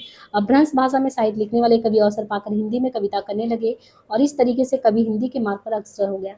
आदिकालीन साहित्य में प्रयुक्त हिंदी की ये बहुत बड़ी शक्ति जो उसकी संप्रेषण क्षमता का सूचना देती है, और धीरे धीरे जनभाषा के रूप में हिंदी आगे चल पड़ा। आदिकालीन हिंदी का संस्कृत और संस्कृति की ओर जाने वाला व्यापक जनभाषी स्वरूप अभिधेय रूप में पर्याप्त संप्रेषणीय रहा। और इस तरीके से अगर देखें, आदिकालीन कवियों का हिंदी भाषा का रूपात्मक एकता का प्रयास जो 15वीं सदी तक पहुंचते पहुंचते पूर्ण सफल देखने को मिलता है। कथा और शिल्प की दृष्टि से देखें तो जनजीवन में जिन अनुभूतियों से प्रकट हुआ पर्याप्त विविधता देखने को मिलता है। अतः ये एक भीड़ का सायास लिखित साहित्य नहीं है, अपितु एक सचेतन समाज की सहज स्थितियों से उत्पन्न साहित्य है। ये बहुत बड़ी विशेषता है आदिकाल का। हमें तो स्पष्टता आदिकालीन हिंदी साहित्य में धार्मिक कथाओं ऐतिहासिक चरित्रों की उन प्रवृत्तियों का विकास होता दिखता है जो आगे चलकर भक्ति काल में रामचरितमानस हो, पद्मावत में दिखता है। आदिकालीन जैन साहित्य हो, रासो हो, लोक हो, सभी प्रवृत्तियां जो नारी युद्ध पर आधारित थी, भक्ति का आवरण ओढ़कर आगे भी वो बढ़ती रही। फिर वो भक्ति काल से होते होते रीति काल तक पहुंची। फिर नारी के सहज श्रृंगार से लेकर उसके मानसिक सौंदर्य तक पहुंचने की प्रवृत्ति आदिकाल में पूर्ण वेग से उभरी थी। नक्सिक वर्णन, विरह के वर्णन, विरहड़ी नायिका का, और ये सब आप देखते हैं कि समय के साथ आगे बढ़ता रहा। तो आदिकालीन साहित्य में कथ की विविधता के साथ छंद की विविधता भी रही। हजारी प्रसाद द्विवेदी ने छंद की दिशा कुछ सीमाएं भी बनाई। उन्होंने श्लोक को लौकिक संस्कृत की गाथा को प्राकृत गाथा तथा दोहे के अपभ्रंश का मुख्य छंद भी स्वीकार किया है। तो यानी एक तरीके से देखिए, विशेषता के तौर पे तो बहुत चीजें हिंदी साहित्य में आपको देखने को मिली है आदिकाल में। आरंभिक हिंदी और अपभ्रंश को एक भाषा मानने वाले विद्वान ही इस दोहे को अपभ्रंश का उदाहरण मान सकते हैं। हिंदी साहित्य में दोहा छंद, इस प्रकार हिंदी भाषा का सबसे प्रबल माध्यम रहा दोहा छंद। स्वच्छंद अनुभूतियों के चित्रण के लिए ज्यादातर हिंदी कवियों ने इसी छंद का प्रयोग किया है। फिर द्विवेदी की मतानुसार संस्कृत और प्राकृत में तुक मिलाने की प्रथा देखने को मिलती है आगे चल के। आदिकालीन रासों काव्य में वीर रस की व्यंजना देखने को मिलती है और वीर रस में आपको छप्पे, तोटक, तोमर, पद्धरी, नाराज की पद्धतियां देखने को मिलती हैं। जगनिक जैसी कवि लोकप्रियता को देखकर परमाल रासों कि छंद के अलावा कथा कहने के ढंग भी बहुत निराले थे। कथानक रूढ़ियों का महत्व रासो ग्रंथ में इस प्रकार की रूढ़ियों का विशेष प्रयोग देखने को मिलता है। काव्य रचना की दो अन्य महत्वपूर्ण शैलियां जो है डिंगल और पिंगल शैली, वो कब आया? तो डिंगल और पिंगल भी इसी में आया था। आदिकालीन हिंदी साहित्य में ही आपको डिंगल और पिंगल देखने को मिलता है। डिंगल राजस्थानी भाषा का पर्याय माना जाता है। पिंगल में वही देखें तो ब्रज भाषा का मीठापन ज्यादा रहता है। सारांश ये कि आदिकालीन हिंदी साहित्य जो है अभ्रंश साहित्य के समानांतर विकसित हुआ। इस युग में हिंदी भाषा जनजीवन से रस लेकर आगे बढ़ता गया। यहाँ पे आपको देखिए कुल 40 पृष्ठों में हमने जो है आदिकाल जो है यहाँ पे समाप्त करा दिया है। अभी वीडियो क्योंकि 2 घंटे हो जाएंगे तो बहुत ज़्यादा लेंदी हो जाएगा, इसलिए अब जैसे हमने आपसे वादा किया था कि हम आपको साथ ही साथ एक नहीं दो दो बुक करा रहे हैं, तो आपने आदिकाल के पूरे कंसेप्ट को बहुत अच्छे से यहाँ पे क्लियर कर लिया होगा। जितने भी टॉपिक थे आदिकाल के सब हो गए। अब हम जो इसके बाद जिस वीडियो आपका आएगा उसमें सबसे पहले हम आदिकाल का पूरा रिवीजन कराएंगे वन लाइनर फैक्ट सीरीज के तहत, ठीक है। इसके बाद फिर हम भक्तिकाल पे मूव करेंगे, तो वो छोटा ही वीडियो होगा, आधे 1 घंटे का हो सकता है, लेकिन उसमें वन लाइनर फैक्ट एक बार रिवाइज कराएंगे। इसके बाद हम भक्तिकाल पे मूव करेंगे। मुझे उम्मीद है कि ये सीरीज आपको बहुत पसंद आ रहा होगा, और कोई भी समस्या हो तो आप जो है कमेंट बॉक्स में ज़रूर पिन करें और टेलीग्राम से ज़रूर जुड़ जाएँ। हो सकता है जल्दी हम एक व्हाट्सएप चैनल क्रिएट कर दें जहाँ पे आप जुड़ते रहें, ताकि टेलीग्राम अगर ना रहे तो आप व्हाट्सएप चैनल से जुड़े रहें, और जो ये पीडीएफ पढ़ाया जा रहा है इसको हम बराबर आपको सेंड भी करते रहेंगे। तो आज के लिए इतना ही, धन्यवाद।